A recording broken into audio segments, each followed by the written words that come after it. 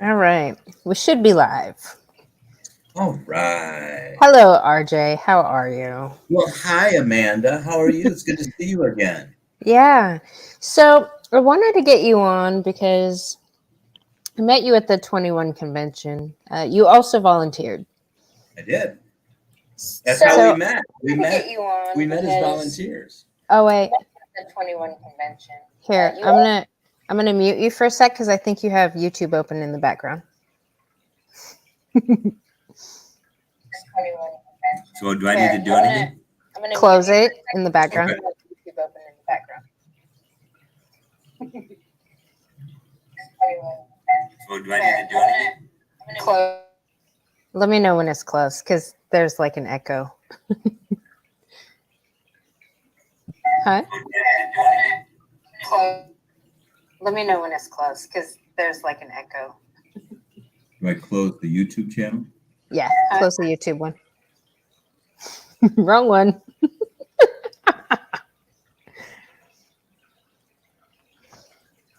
By the way, hello, Cog. Hello, Marie. Hello, Timothy. Good to see you. Hey, JR. I saw a Kush in here earlier. Hello, Kush. Kush, I watched your little chill stream or your chill video. That was funny.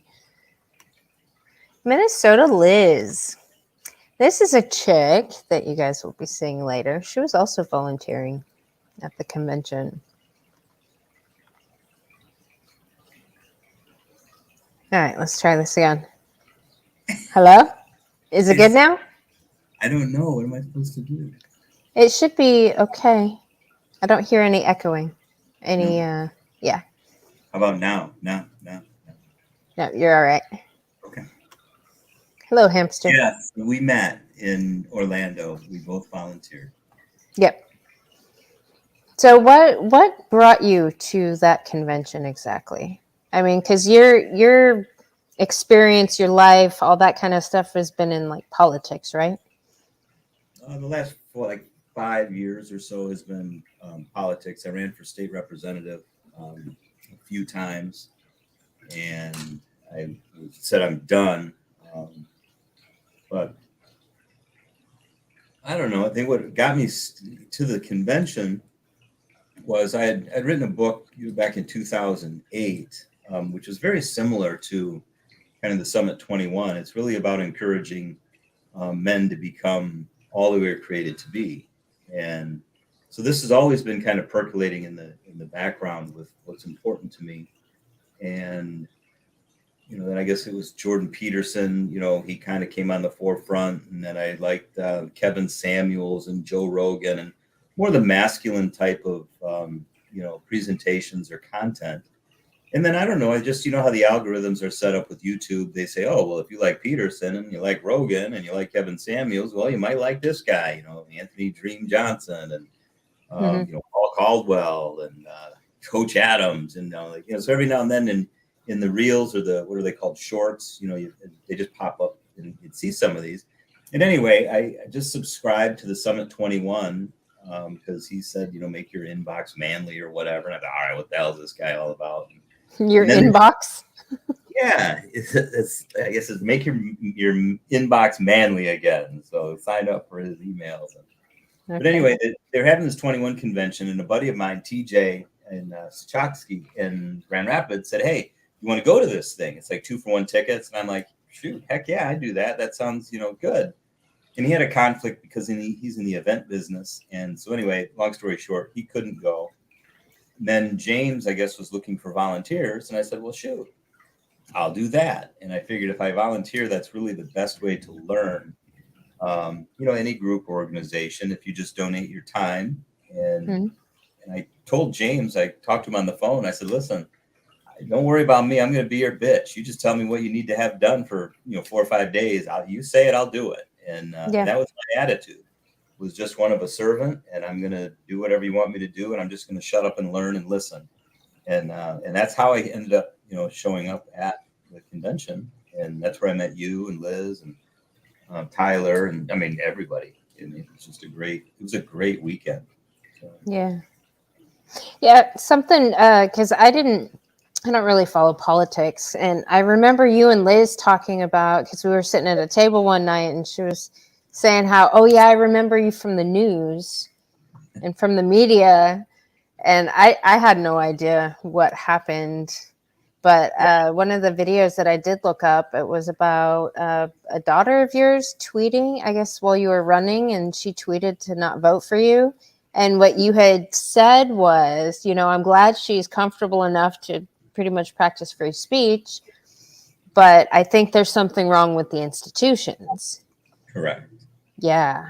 Yeah, that was basically it. And the thing is that I've always encouraged, my daughters, my son, anybody really, young people in particular, because really what we're looking for is good, strong, and dangerous women, right? We want the best of what we can offer as humanity. The best you, the best me, and we're looking for, I guess, heroes and people to really step up. And the pathway to becoming a hero or to being a warrior is you really have to risk being a fool. And so many people they're just scared to death. They're playing safe, and with the advent of social media, when I was growing up, we might have a fight after school and like our group would know about the fight and that was Right. it. Well, Right. today, I mean, shoot, it's the fight is live streamed and it's, goes viral and then you can, shame people and, women are way better at that than guys are. You're better actresses, you're better at reputation destruction. We're just clueless anyway. And so anyway, when she tweeted that, we were having a long discussion for, weeks, and she had given me all the material on critical race theory and all of the information about my, what's it called, where you're racist, but you don't realize you're racist. It's just happy horse shit It's like nonsense. a subconscious bias and Yes, yeah, exactly. Gender yeah. bias and racial bias and all this nonsense, and it's all coming out of this critical race theory. And she did. She goes, "Dad, will you read this stuff if I give it to you?" And everything that she gave me from University of Colorado in Boulder, what she gave me, I read and I dissected and I took notes, and we were having this dialogue and this conversation. And this is when Black Lives Matter and Antifa, they're burning down everything in the country. They're raping women, they're murdering people, they're stealing property, burning things to the ground. And we had this conversation. I said, "Listen, sweetheart, I don't subscribe to this critical race theory at all. Sounds like a bunch of psychobabble nonsense. And on top of that, you are never, ever going to convince me that it's okay to burn, loot, and murder private property in our cities around the country. I mean, this is absolutely ridiculous. Never am I going to say that it's okay to do that." Well, then she realized she wasn't going to, convert me, which quite frankly, Amanda, I think it's a tactic with the crazy feminists in these institutions, because you bring a young woman, I guarantee you she was not raised this way. Yeah. But you bring a young woman from Michigan, you put her in Colorado, or it doesn't matter, the university, but you get them away from home. They're in a new environment. They're a little anxious. They're, not settled, so they're very, very susceptible to somebody coming on. You used a term in Orlando, they love bomb them. They do. They smother them with love. And oh my gosh, the reason you're feeling this way is because, probably your parents, and in all likelihood, it was probably your dad was this way and this way. And did he ever make you feel this way? And so they start pushing on all of these little weak spots on these susceptible young skulls full of mush. They're 18 years old. I mean, these are kids. Right. So anyway, she got kind of caught into that, and she basically just sent out a tweet and said, if you live in Michigan, for the love of God, lowercase g, by the way, do not vote for my dad. And of course, that got picked up by, I mean, when I say everyone, I mean everyone. It was all across the country in a matter of days, and then it was international. Fox and Friends had me on TV. Rush Limbaugh talked about it for a couple of days. Newsmax, and the reason why they do this is they really are trying to separate. There are two goals: separate the children from the father, the parents, or they're trying to get the parent, the father, in most cases, to flip, to say, "Oh, you know what, you're right," because they have that relationship with the daughter at such a high level and they don't want to lose the relationship. they're like, oh yeah, I'll get on board with the critical race theory or the Antifa doctrine or the Black Lives Matter, the feminist nonsense. So I think it's intentional, and it's just it's really sad, quite frankly, what they're doing to these young girls at the college university level. Yeah, I see it as emotional terrorism, personally. I mean, Yeah. they get them away from home in vulnerable state and tell them these horror stories. You should hear the kind of horror stories that get repeated, and it makes them feel fearful towards men. And of course, you're surrounded by all these radical lesbians that just love you and are there for you. Like, I see it as a really gross cult. It is. And it's really sad because women as a whole, generally, they're more neurotic than men are to begin with. Okay. Because they are the weaker sex and they have the risk of getting pregnant and they have the risk of having to take care of the child. I mean, 9 times out of 10, if there's a physical altercation, the woman's going down. I mean, the guy is going to physically dominate her. So her whole world has been around, we need to be cautious and, careful. And because of that, women have been reading faces of the world and, society their whole life. So they're very aware of what's going on, which is a great quality.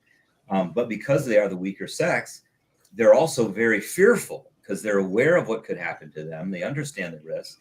And then when you get them on a college campus and you get these crazy feminists that then start needling and pushing, that just elevates. It's like they threw gasoline on the fire. And then you've got these neurotic women that then are like crazy neurotic. And then it's like, oh my gosh, now I need a pill or put me on something. I'm anxious, I'm depressed. I'm like, all this other bullshit. Frankly.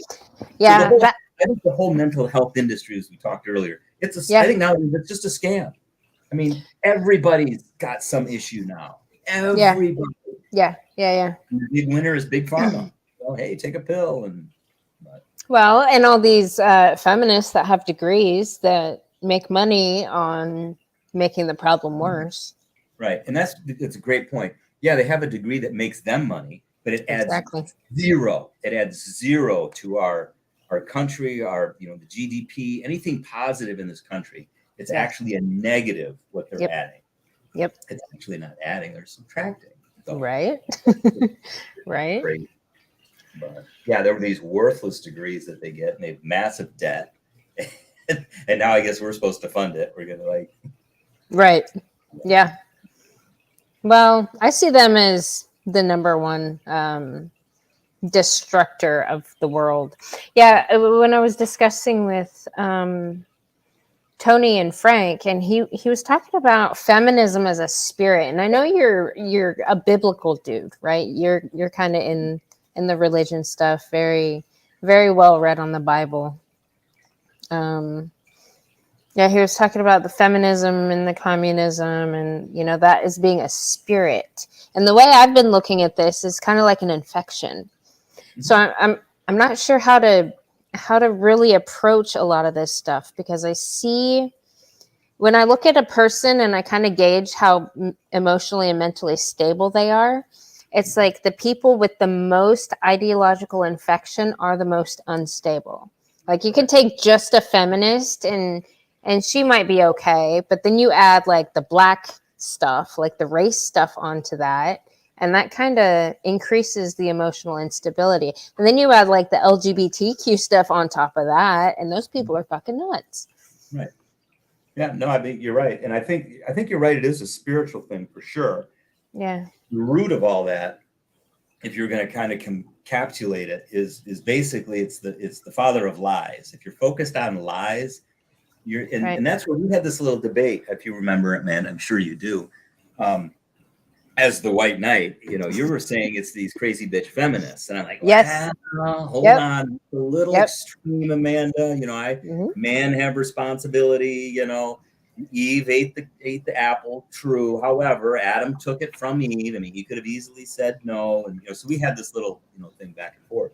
Yep. But that being said, feminism, for sure is one toxic, destructive force in the world today. I mean, it's really hard to pinpoint something more destructive, but there's also other two huge lies, that I believe, based on the evidence, science that's out there, One is this nonsense about, man-made, climate change. It's absolutely ridiculous to think that the arrogance involved, supposedly according to the evolutionary biologists, the world is like billions and billions of years old. And somehow now all of a sudden it's so fragile that our little combustible engine that's spitting out mostly CO2, which, by the way, is the smallest little percentage of our atmosphere, which, by the way, plants eat to make, Right. Right. Plants love it. It's right, it's plant food. problem in our country, in the world. It's like, really? I mean, give me a break. So you've got climate change, you've got feminism, but then the other big one, quite frankly, is evolution. There was a gentleman that he gave a book at the 21 summit, the convention. Basically, I can't remember the name of the book, Cosmos. But basically, he lays out the case. Evolution is virtually, it's like a statistical impossibility. The whole evolutionary thing is just, it should be called a religion because there's zero scientific evidence to support it.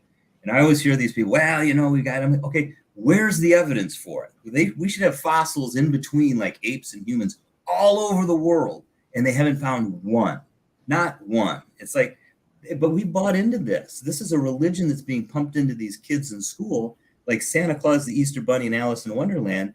And if you create an environment where children, they're just a chance, you're nothing more than an ape or an animal. Well, why would we be surprised when they're acting like animals? They're screwing everything that wiggles. They're making babies. Babies are making babies.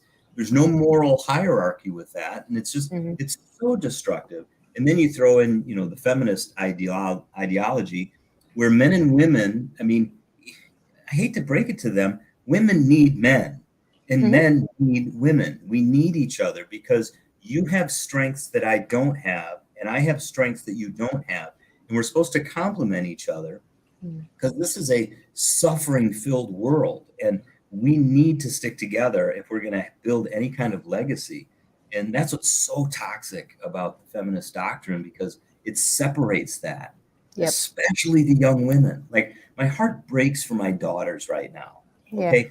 The way the world is set up, it loves youth and beauty. All right. You take a 20, 25, 27, the woman at that age, the world will bow down to her, give her anything she wants. A guy in his 20s, he's like the bottom of the totem pole. Nobody cares about him. He's got no money, no experience, no wisdom. He's kind of a fool. And, it's just the way it is.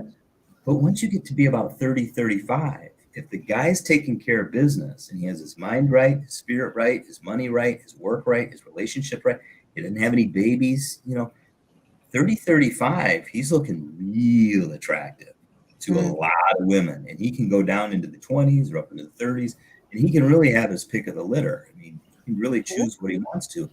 Once a woman hits 30, 35, and if she's been riding the cock carousel and the baloney pony, and she's in,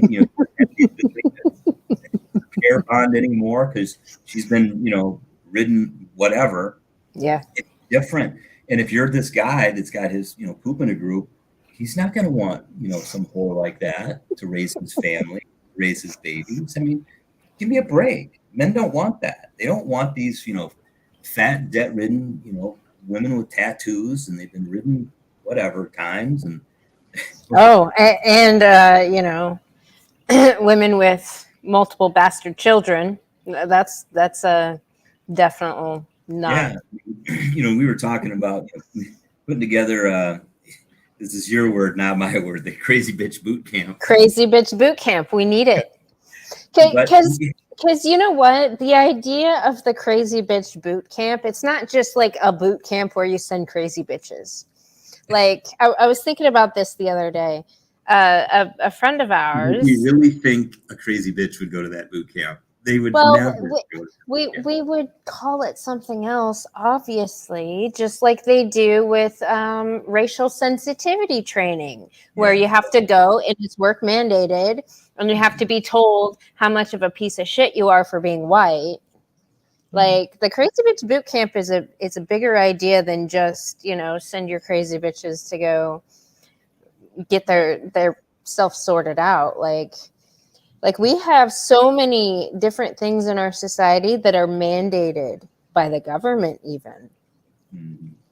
A friend of ours, Bandit, he had a tranny training at work recently. He works in finance, and they were doing some kind of tranny training, Training. like Nice work training. mandated training.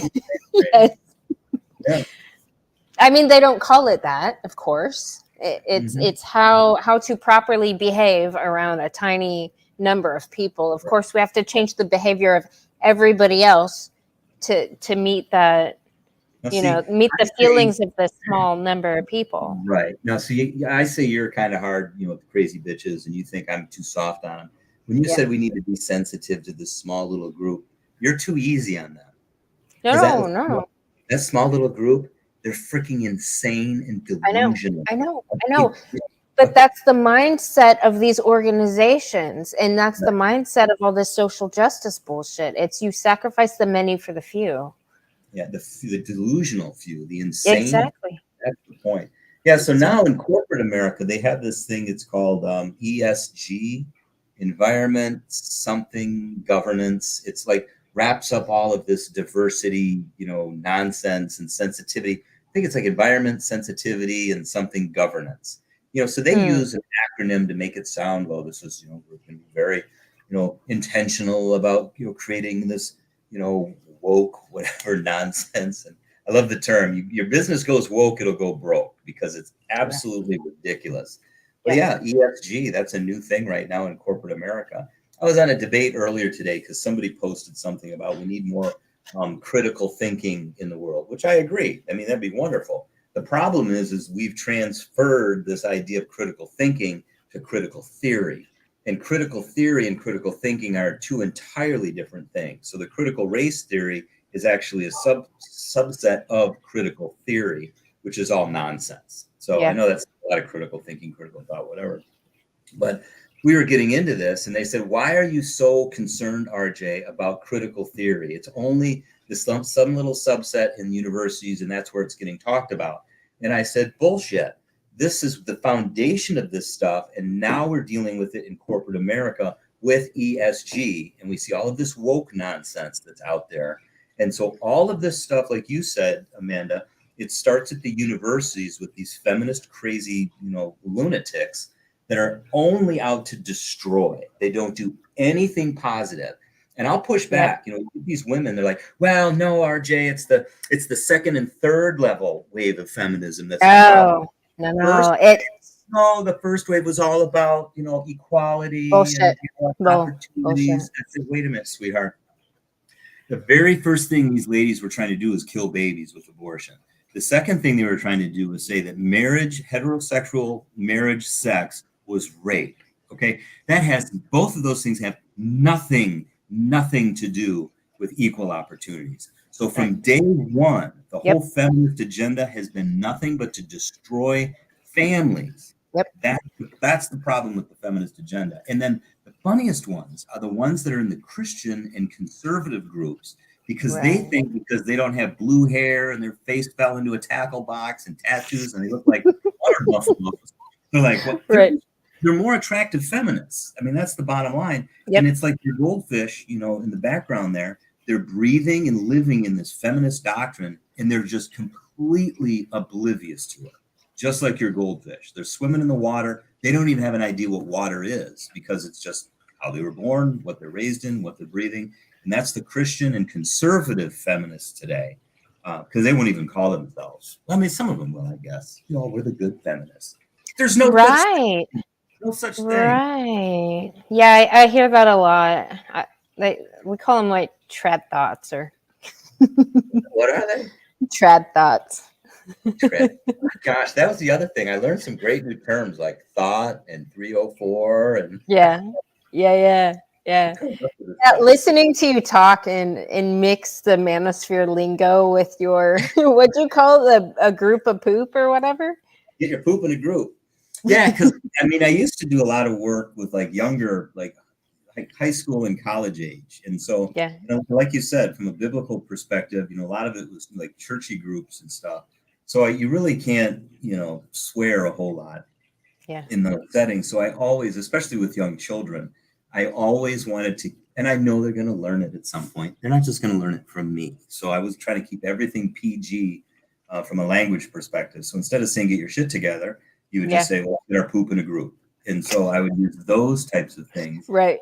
At the football games when, Michigan State, they would get the first down. They go 1, 2, 3, first down, bitch. And my kids would be like, what are they saying, Dad? What are they saying? It's 1, 2, 3, first down, witch. It's like, and it was just that type of stuff. Or a bad call, and they would say bullshit. No, they're just saying push it, push the ball. And I just tried to keep them as innocent as possible, as long as possible. So I will always try to come up with creative ways, to use the swear words. Instead of saying the F bomb, you say French toast, and shut the front door instead of shut the F up, and all that stuff. Yeah. So good weekend. So from your perspective, that was your first time at the 21 Summit, right? Is it something you're gonna go back to, or? I don't think so. Yeah, I mean, when I first got there, I mean, I follow Anthony Dream Johnson on Twitter, and he would send some tweets out, some I like, and some I retweet or whatever. Some of them are like, dang, oh, where did that one come from? So I really wasn't sure what this weekend was going to be about. And quite frankly, you're probably too young to remember Little Rascals. But I remember. Spanky and Alfalfa put together this show called this club called the He-Man Woman Haters Club. Yeah. Spanky, I think it was Alfalfa, got his heart broken from Darla, and they're like, we're going to hate women, which is the classic modern day MGTOW, like red pill movement. It's like every guy has gotten their heart broken, and it's like, we're going to go back and get women. My present, company included. I was married for 21 years, and the previous administration wanted to be with another guy, and I'm like, okay, I guess that's the way it's going to be. Sucks, but you're the previous administration. Again, I have to come up with euphemisms for everything. We just like have fun. Yeah. So, but anyway, I'm thinking this is going to be like Spanky Alfalfa, except the grown-up version of the He-Man Woman Haters Club. Right. And let me tell you, Amanda, when I mean, just with meeting you and Liz and Tyler doing the volunteer work, I mean, I honestly felt like, am I on candid camera? I mean, I thought I was like, where's Ashton Kutcher? I'm going to get punked. Like the stuff you guys were saying. I mean, back in Grand Rapids, the last election, you're like, he's a misogynist and he's a woman hater and he's this and he's that. And, I would be categorized more of the chauvinist type of person. Yeah. Then I got to Orlando and like, oh my goodness, I'm like the moderate here. I'm like, I'm going to be exposed because they're going to think I'm too much of a feminist. Well, you did have a little bit of feminist dogma still in you that needed to be purged. Oh, I know. And you kind of called me out on that. And I think I told you the Uber story when I was doing Uber driving. And there was a gal that got in my car and she was embarrassed, where to go. And I'm like, I don't know, you can tell me if you want. She's like, well, if you must know. She was going to get her nails done. And I made the comment. I said, women notoriously are so hard on themselves and you have to take care of yourself first. And I use the example of the airplane, when the thing comes down, breathe oxygen. You put it on yourself first before you help the people next to you. And that's what you need to think about, So when you take care of yourself, that's the best thing you can do for other people. And 9 times out of 10, these women would start crying. Oh my gosh, I needed to hear that so bad today, and blah, blah, blah. And you called me out. You're like, yeah, that's some feminist nonsense. Self-care. Oh, self-care. I mean, okay. I see the whole nails done thing as being so damn overdone, and that's my profession. Like that's in the realm of my profession. So right. Yeah, I was gonna say something, but I'm not going to. Actually, I don't care because I'm not in politics anymore. But so you like that hairstylist and nails and all of that stuff, and I would comment just observation, and you're not like this at all, just to clarify it. But it's like hairstylists are one step up from a stripper. They're like freaking crazy. I'm just absolutely crazy. And I know that's a broad generalization, but these stereotypes and generalizations come into being for a reason. you have If to it's the majority, you use it. well, yeah, Yeah. and it's like you have to start somewhere, and that's why I hate this thing where they say, "Well, you shouldn't profile and you shouldn't be prejudiced." Or what. Nonsense. I mean, that's just being a human being that uses their brain. Yep. Like if let's say we're walking downtown at night and you see a sketchy dude coming your way. Well, I'm not supposed to judge. We're just gonna la di da and let the guy beat you up or rape you or take your money. It's like that's nonsense. Of course, Right. you have to think about things like that. Right. But anyway, yeah, you called me out with that feminist doctrine stuff, and then I'm holding the door for you and getting your chair, and I'm trying to feed you some cake at dinner, and you're like, Well, okay, well, this white nonsense has got to go. Right, the door I'm used to, the chair, like in a big setting like that surprised me. But the cake thing, that was like that to me, that was like something that you like share with your, significant other, right? yeah, And so but you had a really good point because I hold the door open. I mean, it could be a guy. I mean, it's not yeah, like a white knight, male, female. It's just I hold the door open for everybody. I'm not going to get a guy's chair, obviously. But you right, had a really, really good point. You said it's not that stuff isn't important. It is, but you just yeah, don't give that out to anybody. You save that because it is special for that special person in your life. yeah, And I like that. So yeah, it was just a good. So anyway, back to how I got there, what my experience was. yeah. The men and women, you and Liz, like whoa. I mean, it was kind of a thump on the side of my head. Like, okay, we're not in Kansas anymore. This is like Right. some serious stuff. Yeah. But then you started going to the speakers, and these people, I mean, they are on their game, and they are deadly serious about this stuff, and they see our country going to hell. They Yep. see relationships going to hell, and they have studied this material. They've lived it, and I mean, just some heartbreaking stories with like Jeff Younger, where his ex-wife is trying to transition your young son, with these like hormone block chemicals and wants to castrate him. And he's Yep. spending millions of dollars, and the courts have put gag orders on him. I mean, Yep. he's studied the law. I mean, he's been involved with politics. He's serious about it. Carnell Smith, the Yeah. black attorney, he's been all over the news. I mean, it was shocking when he gave the statistic 30% of men, it's proven with DNA, they're not the father of these Right. women that are getting child support. Right. 30%. That's a lot. And then That is a lot. that's not the end of it. They can't even get out of it because the judge has the attitude, well, I'm sorry, it's kind of too late. You should have said this like years ago. You're kind of stuck now. So then, as Carnell was saying, the unwinding of that is ridiculous. I mean, he's not the father. I mean, Right. he's as much the father as I am, and he's on the hook for this stuff. And Mm-hmm. I had a buddy I was talking to today. He went to Friend of the Courts, white guy, 60, 65 years old. And he goes, RJ, you should have seen the line in the Friend of the Court, all lining up to make their child support payments. Wasn't a white guy there. It was all black. And I'm just thinking to myself, oh my goodness, think of the generational destruction that's happening here. You've got children having children, and they're more interested in these black men's dime than time. Because, if you don't pay that child support, they're going to throw his little fanny in jail, and you're not going to spend the time with the kid. And this just perpetuates this whole problem. And this is a feminist thing. This was feminism that created this. Yep. Civil rights movement back in the 60s. They went to these black women and said, hey, we'll give you more money if you kick the guy out of the house. And they're like, Right. deal. So they basically, they pimped themselves out, poured themselves out to Uncle Sam, kicked the black man out. And everybody knows nobody loves children, more than the biological parents do. Right. There's no way a government or a village or any of that nonsense is going to love children like the biological parents do. And they don't know them as well as the parents do. So it's just such a toxic thing. And that was all created by feminists. Yep. They wanted to destroy the family. Because the black family stayed together more than the white family did up until that point. Yeah. I mean, it's insane. Anyway, I came away after listening to all these speakers. I realized, yeah, I'm interested in this. Yeah, I was doing this work for young men before. But it kind of like really woke me up to the sense that this is serious business.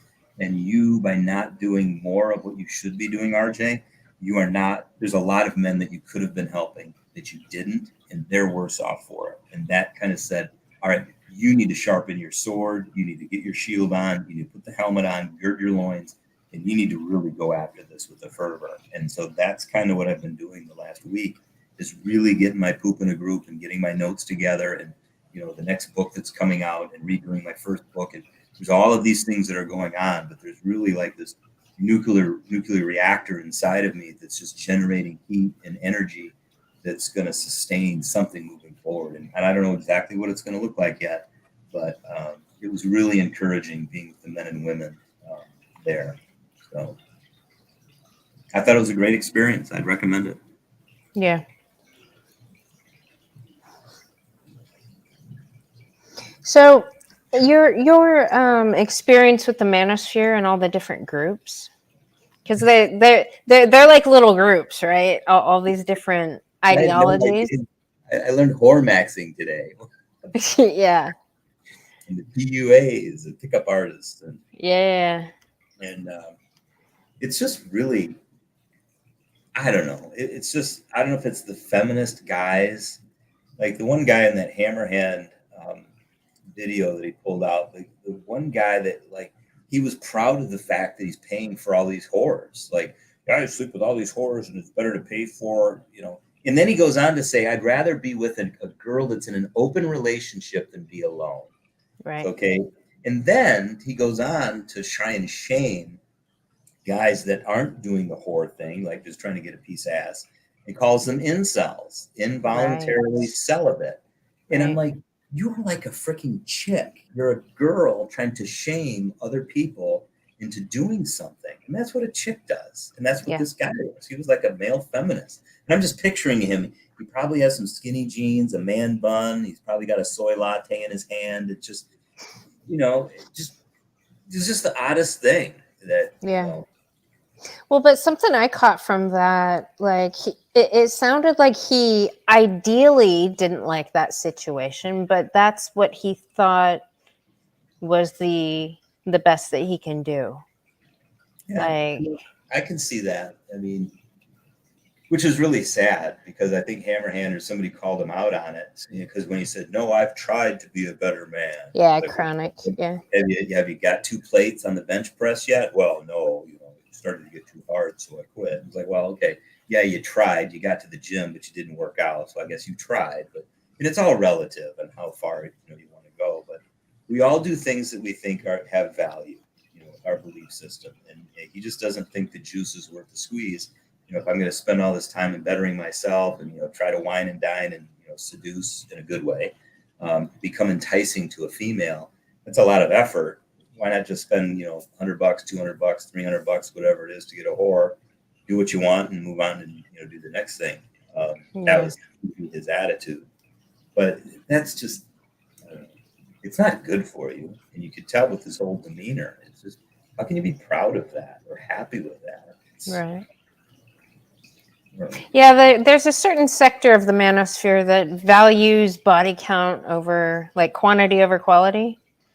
Yeah, but I mean, see, when I was growing up, I graduated high school in '85, and that was that was the thing. If you were a man or you wanted to be a man, you had to be able to get a girl, bag the babe. That was kind of the thing.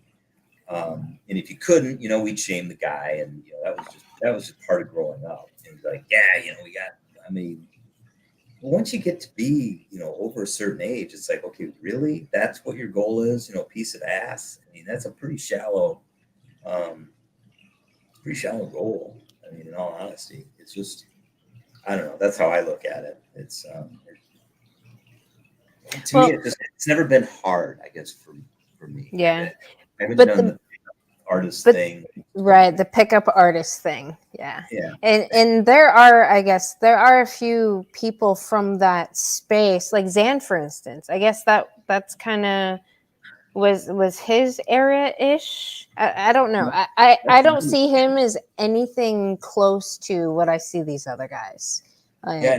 You would know that space better than I do, because I don't know. But yeah, I don't. I guess you were really know. Anthony, there were a bunch of these pickup artists that used to go. That was what was also eye-opening. is that the 21, it used to be called the under 21 convention, and it was basically for pickup artists, so they could kind of seduce and woo chicks back when Anthony was 17 when he started this thing. And then over the years, it's kind of progressed. And it really makes sense because somebody made the comment, they're kind of shocked how it kind of it's turning into more of a patriarchal thing. Yeah. There were two pastors preaching and there were, or speaking, more of a biblical, flavor to it. And to me, I was like, that's just absolutely normal progression because of anything right with Anthony and the Summit 21 convention is they really do focus on the truth. And Anthony will say, you know what, I'm an atheist and an objectivist, but he really is searching for the truth. And so he's not offended by a Christian pastor or whoever that's up there doing this thing. But if you just follow the natural progression, and I always encourage my children, always, always, always seek truth. Follow that. You're going to hear stuff from me, your mom, friends, neighbors, kids, teachers. Always ask yourself, is it true? Whose testimony? What evidence? And always dig on the truth. That's important.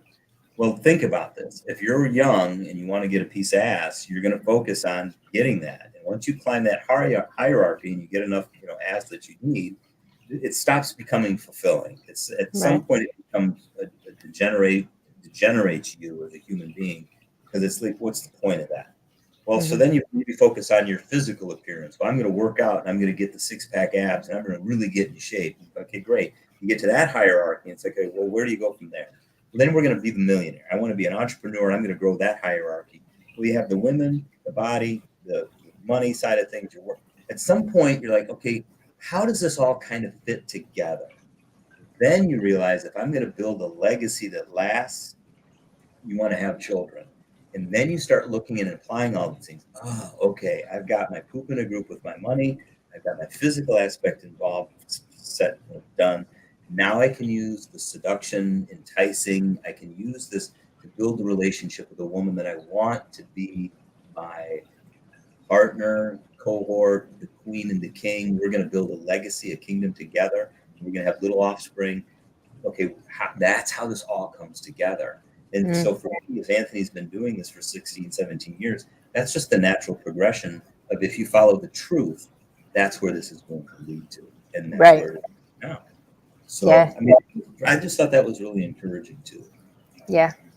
Yeah, to see the evolution of it. Yeah, because you've seen it. I'm a newbie. I haven't been around. I haven't been online for I think about 2 years, and I didn't even go into the manosphere in the beginning. So when I came to my conclusion and was talking about what I wanted to do and what needed to be done and my part in this, like, I've kind of gone through a bunch of different realms, if you like, because a lot of these people are saying the same thing. Like, a lot of the men are saying the same thing. Yeah, and that's the thing. Like, I remember when I was doing Uber driving back in the day, and again, I had my book out in 2008, and it was all about men becoming better. I had this psychiatrist or psychologist. I don't remember which one he was, but I picked him up fairly regularly, and I would always tell stories whenever people were in my car. And he said, you sound an awful lot like Jordan Peterson. And I like, well, who the hell's that? And he goes, you don't know who Jordan Peterson is? Never heard of the guy. He's like, Google it. Well, this was in like 14, maybe 15, 16. I'd already had, my book had been out for like 8 years. And sure enough, I Googled this guy, Jordan Peterson. I'm like, that son of a gun, he stole all my material. That's my stuff that he was putting out there. And the point of that story, Amanda, is that if you really do have a desire to seek the truth, you're all going to come to the basic conclusions because there's no new principles. The principles are the same. They've always been the same. They're always going to be the same. You're not going to get away from it. Now, with the father of lies, the feminists, the climate change, the evolutionists, they always want to say, well, we've got this new whatever. No, you don't have a new whatever. It's the same old. You're repackaging something that had already been brought up in the 40s, 50s, 60s, 70s. All of your ideas have already been played out before. They all failed.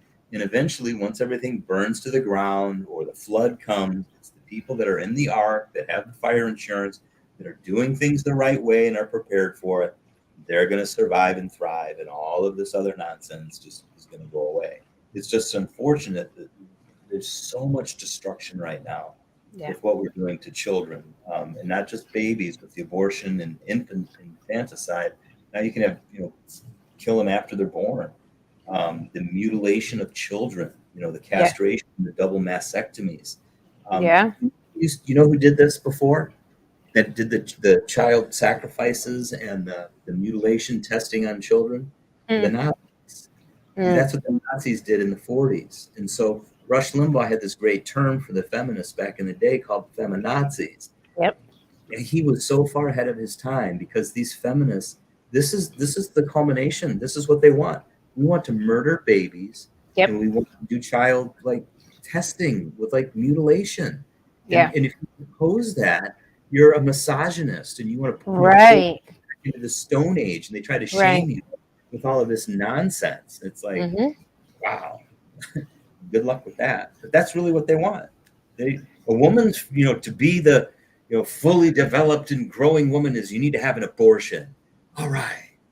That's the pinnacle of being a woman today. It's insane. This is feminism. It is.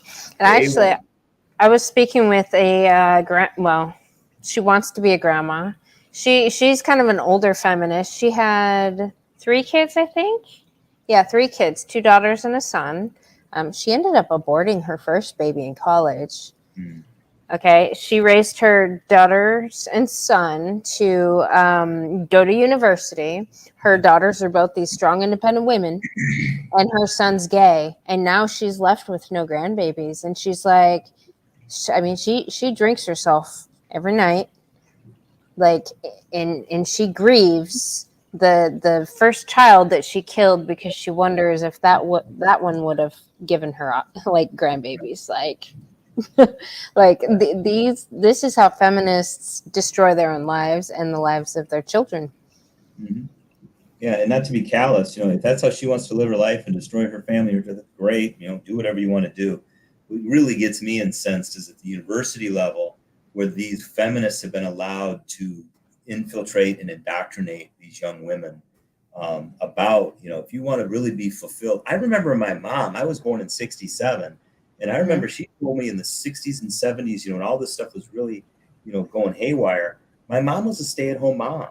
My dad was an entrepreneur and did his thing. And these feminists, again, we lived in East Lansing, Michigan State University, liberal university. And these women would come up to her and say, you are not helping society. You are not fulfilling your potential by being a stay-at-home mom. You need to be out working and, generating an income to really help out your family. And my mom, bless her heart, she's like, I'm sorry, there's nothing more important than me raising the next generation. It's right. RJ, Mike, and Pat, 2 younger brothers. That's what I'm going to be doing. And they were trying to put her on drugs. And I remember she told me, she goes, RJ, they gave me this prescription for some tranquilizer, whatever it was, Xanax or Valium, I don't know. And she looked at the pills in her hand, and she looked in the mirror, and she said to herself, I am not going to be this person. And she threw them all away. And then that kind of was we all have these moments in our life where you come to a crossroads, depending on what decision. Yep. And he shared these stories with me, when I got older, and I just didn't know. But that was the 70s. I mean, these feminists were going after the traditional moms. Mm-hmm. And I remember, they would call my mom a robot. Oh, she just does what your dad says to do, and she doesn't think for herself. And really trying to shame her, right. And making it like a mockery, Right. And then the women that were doing that, of course, they're the ones that are all going to some, harebrained therapist, and they're all on antidepressants and anti-anxiety, and they're all jacked up on stuff. And yeah, but my mom's a robot. Right. Yeah. See, I think the psychology field needs to look more into this projection thing, because a lot of these crazy bitches will project their mental illness onto others. Yeah, so, but unfortunately, they're in positions of power and influence to where their words matter, mm-hmm. and their projection gives their target Right. a punishment instead Yeah. of them. So your sweet spot or your target audience, or not target, your target is these crazy bitch feminists. Yep. Those are Mine my is target. more, go after them. Mine is more the young men, because most of these men nowadays are being raised without a father in the home. They have no idea what it looks like to be a man today. I mean, Yeah. absolutely clueless. So that's more of my focus. And when we're talking about how crazy the psychological field is today, if you're going to be credentialed with the American Psychological Association, you have to buy into the program that men just with normal masculine traits, that is Yep. called toxic masculinity. And Right. so when you said the comment that, the psychological field needs to take a look at itself, you're 100% correct, because this has been completely infiltrated with absolute nonsense. It's Yep. just utter nonsense what they're talking about. And if you've got a degree and you've got a mortgage and you've got to raise a family and you're in that field, if you're going to maintain your credentials, it's kind of like the businesses today. If you didn't follow the vax mandate, you didn't follow the whatever guidelines, they'll come after you. And so I really think we're at a crossroads in our country too. That we Yeah. really need to get back to the individual, as having the priority and not the state, not the government. Government is always bad. It does nothing but kill and destroy. Very similar to what feminists do. Well, feminists have completely overrun our government, though. I Like the know. majority of the people that make money in government are feminists. Yeah, they're good at what they do, and again, it's like their religion. We just want to be left alone. We want to grow our business, grow our family. Just the government's role is to protect our rights, protect them. It's in the Constitution. Other than that, just leave us alone. We don't want to be bothered with it. But they are attacking us. This is what you had brought up. You are in a war, whether you believe it or not. These women are out to destroy you and your family, They and are. you don't see it until you're really been a part of it with what they do. And so with me, it was with my daughters. You see it with the divorce, and then you go through the whole custody situation and how that whole money laundering scheme with child support and alimony. Every dollar that goes through the system, they get a cut. And it's sick what they're doing. It really is. Mm-hmm. So So, what do crazy bitch boot camps look like in the future for you? okay, so anyway, that's where I was trying to go earlier. So your focus is on the women crazy bitch side. For me, it's more of Mm-hmm. the men. So Mm-hmm. what I see the crazy bitch boot camps is at least 3 tracks. Okay. Okay. One, for me, I'd be like, okay, guys, here's the deal. With my book, I laid out, this is how it started. I'm going to do a little side thing just for a second. Yeah. When I Go was ahead. working with these guys, they would, once you got past the Christian nonsense, because these people would always give you the answer that, they thought you wanted to hear. And so once we got past all of that, nonsense, you really got to the heart of what these young men were interested in. It always came down to 2 things: money and sex. That's what they really wanted to talk about. How does that work? How do you get it? Both, blah, blah, blah. And in West Michigan in particular, it's kind of like Little Jerusalem. It's like, kind of a Bible Belt. And there's just certain things you don't talk about. And those just happen to be, desire would be the big thing, that you just laid at the foot of the cross and just leave it for Jesus. He'll take, you don't Right. talk about desire. You don't talk about money and sex. Well, when you don't talk about something, Amanda, that puts like a cloud. It's like shame. If you're not talking about something, it means it's shameful. Well, Right. they still are curious. They still have desires. They still want to know, and they will find it out. Now they're finding it out in areas that are not necessarily good for them. We were talking about the pickup artist, guys earlier, where they're preying on these boys, these young men that want to get with girls, and they sell them these programs, 3 easy steps, to get a girl in bed, and just like Yeah. rape guys over the coals. It's nonsense. Yeah. The guys call them pickup roaches. Pick up roaches. Okay, Yeah. there you go. So, you're going to find what you're looking for. So if you're interested in money and sex, whether that's going down the pornography path or, going down the scam, whatever it is for money. Well, I had a different approach. I said, let's talk about this. Let's get it out in the open and let's discuss it honestly. So I did the research. And I found that 80% of millionaires and 90% of decamillionaires all have one thing in common, other than a lot of money. Do you know what that is, Amanda? What do 80% of millionaires and 90% of decamillionaires all have in common? I don't know. They're all married to their first spouse.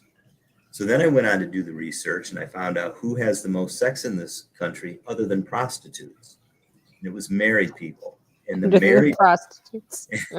married folks, it was always rated, the highest in quality and satisfaction. So, gentlemen, if you really are interested in money and sex, I suggest that you get married and stay married. Now, what are you doing to become the man worth marrying? And that's what my first book was about. If you take care of these 6 areas of your life, mind, body, spirit, work, money, and relationships, you're going to stack the odds in your favor to have these things work out. But it was all about you focusing on you for you to become better first. That was the priority. So that aside, that's my mission. I want to help these guys become as good as they possibly can be. Whoever that is, you're going to be better. Now, talking to a guy about this, he's setting the world on fire. He's making all sorts of money. He's doing things the right way. And then I told him, I said, now you keep doing this, you're going to be in a sweet spot, but you're going to have a huge risk on your hand. And you know what that is? And he said, yeah, I know, the IRS. And I said, no, it's not the IRS. It's going to be women, because they can smell money on a guy a mile away. And he was like, damn, you are so right. I didn't even think about that. And there was some chick standing next to me, and you talk about triggered.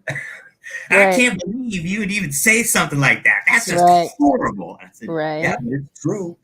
And so that's where the crazy bitch boot camp comes in. And now I'm going to say, hey, buddy, you need to talk to Amanda, because what she's good at is screening, going through, and giving you the red flags to watch out for with these crazy women. So that's where I see one track for sure. But so going back to your book about getting all this stuff right, and then you can find a mate. How well does that work all the time, though? I mean, in our current society, because there's a lot of men that their wives will get subverted and then turned into an attack dog, and then take them for all the things. Yeah, but again, this is where you and I disagree, Amanda, because I'm the guy and I say that's his fault. And you'll say, yeah, she's the crazy bitch, and she's going to take advantage of it. I always say that men, women, children, animals, it's basically one rule, and that like either you're going to train them or they're going to train you, and whatever you allow, you approve of. So you need to be very, very careful about where you go down, this continuum.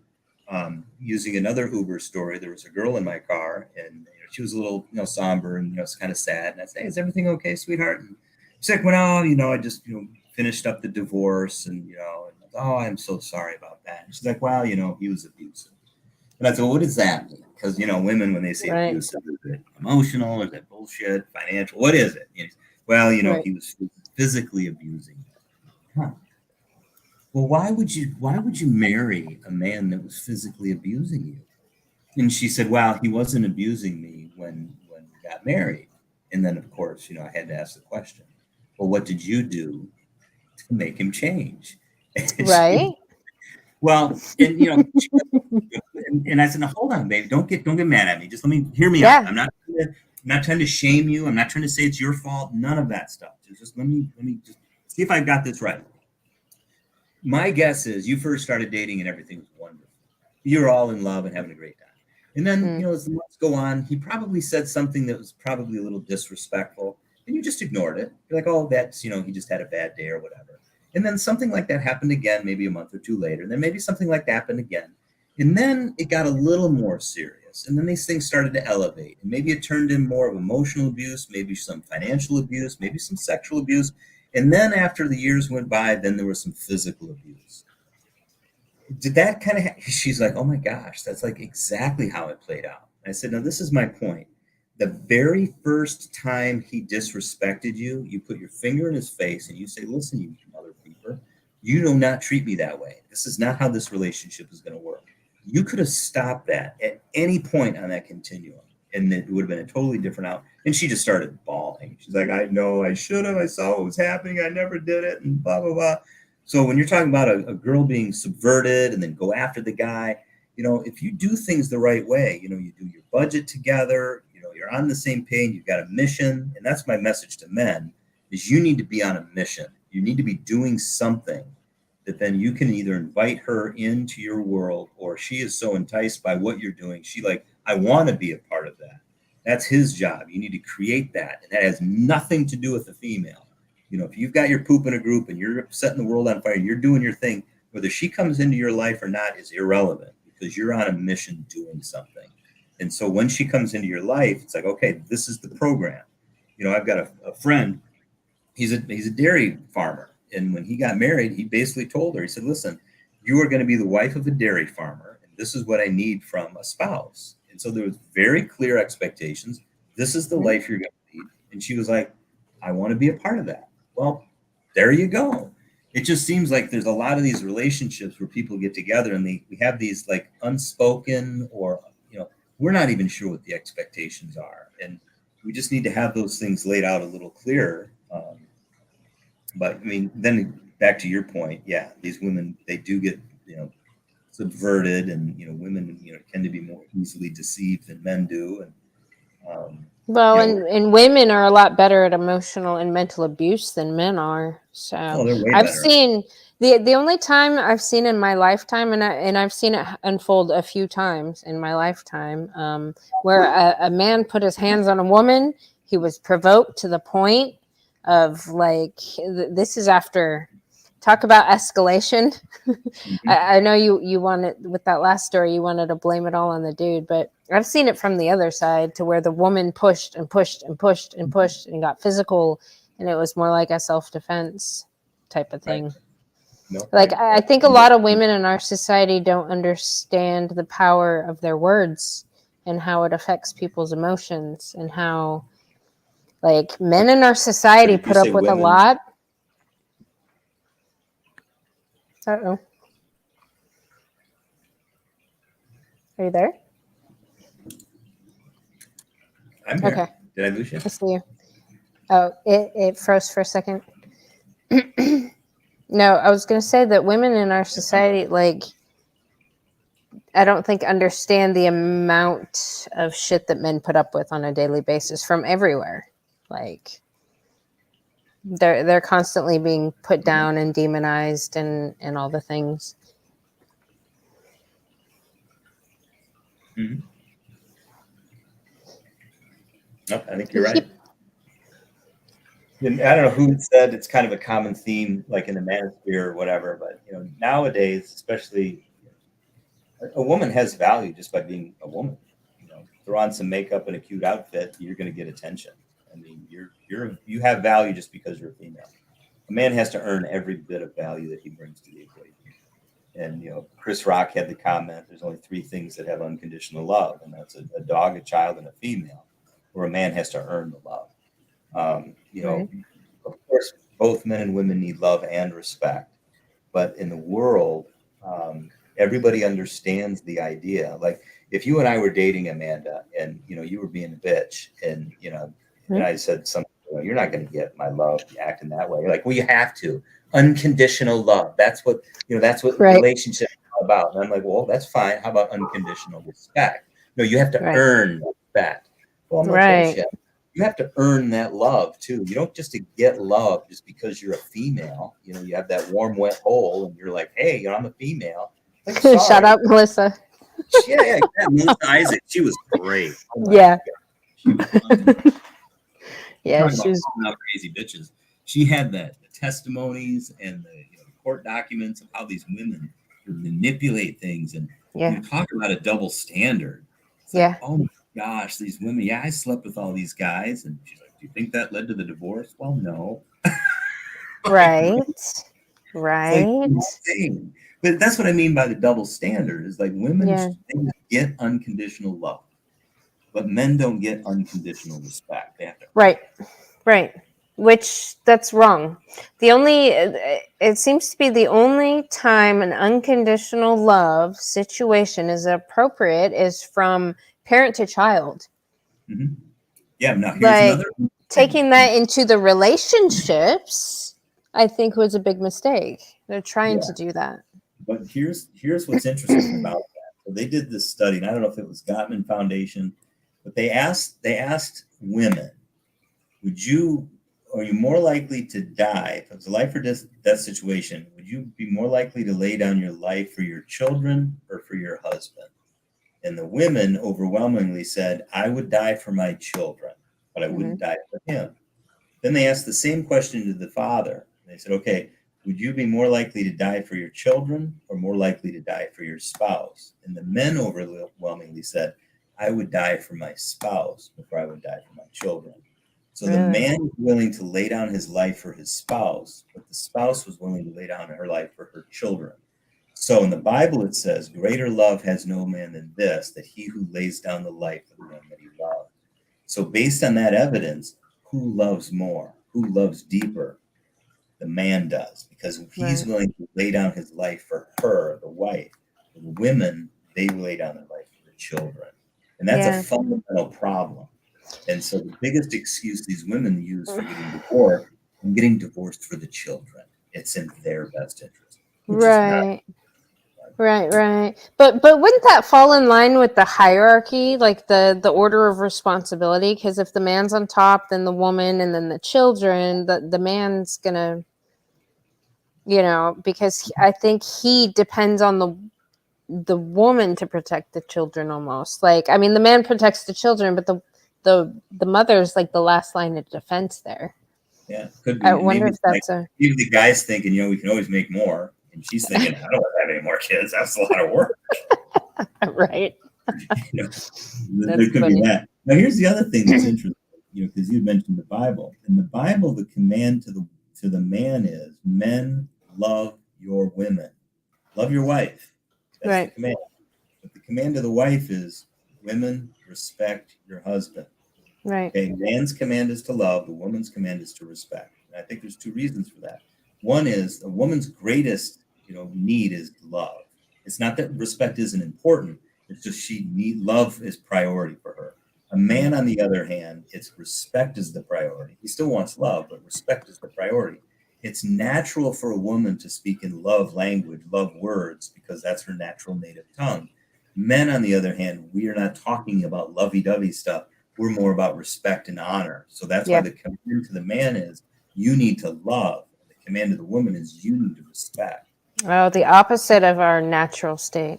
Exactly. And that's why, because you don't need a command. Why would God say to me, respect? Well, I know that. That's right. It's in your nature. That's exactly right. And see, that's the point, that's what the feminists are, we're all the same. And we're not all the same. Mm-hmm. We have different natures. We have different attributes. We have different, all of it. We're different.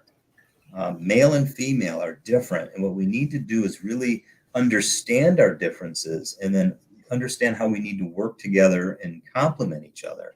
In the world, it's like the woman is the prize. And I guess maybe in the MGTOW world, it's like, no, the guy's the prize, because if he takes care of his mind and his body and his money, the older he gets, at 55 years old, if I wanted to be with a young woman and start a whole new family, guess what? No problem. I could do that, no problem. Yeah, I wouldn't say that's in the MGTOW. I think that's more red pill arena. Okay, MGTOW's like no cohabitation, no marriage, no children. Like self-care, 100%. I got my back because nobody else will. Right. That's me. I won't get married again. No more children. Have my own residence. All of that. Yeah. But the point with all of that is that I could do that. If I wanted to have more children and a family at 55 years old, I could do that. No problem. I could go down to 25 years all the way up to 35 or 40, where it becomes a geriatric pregnancy. I could do that. There's no 55-year-old female that can do that. It's just, it's biologically impossible. Right. So it's just different. And we need to understand those differences. And these young women need to understand too, is if you're beautiful and that's all you're bringing to the table is, your sexuality and your beauty, that's going to go away. I mean, you better be more useful in a relationship than just that. And my experience has been that the more beautiful a woman is, quite frankly, the less useful she is, because she's been able to skate through and rely on her looks her whole life. And, she Right. bats an eyelash, and, and men are, quite frankly, they'll do just about anything for a hot piece of ass. And so she can get away with it. Yeah. But a man who's trying to build something, build a legacy, build something of his life, and carry on, he's going to want more than just that, because he knows that at some point that sexual attraction, it's going to go away. I mean, you're not going to have that, and that's what's so crazy about these women, especially the feminists that breathe into them, say, "Well, you're not being satisfied or fulfilled or happy in your relationship." It's like, well, what are you for? I mean, that's Right. Yeah. again, Yeah. in an Uber, this years ago, and the gal's like, telling you, I was married 21 years and, divorced. The previous administration wanted to be with a new guy.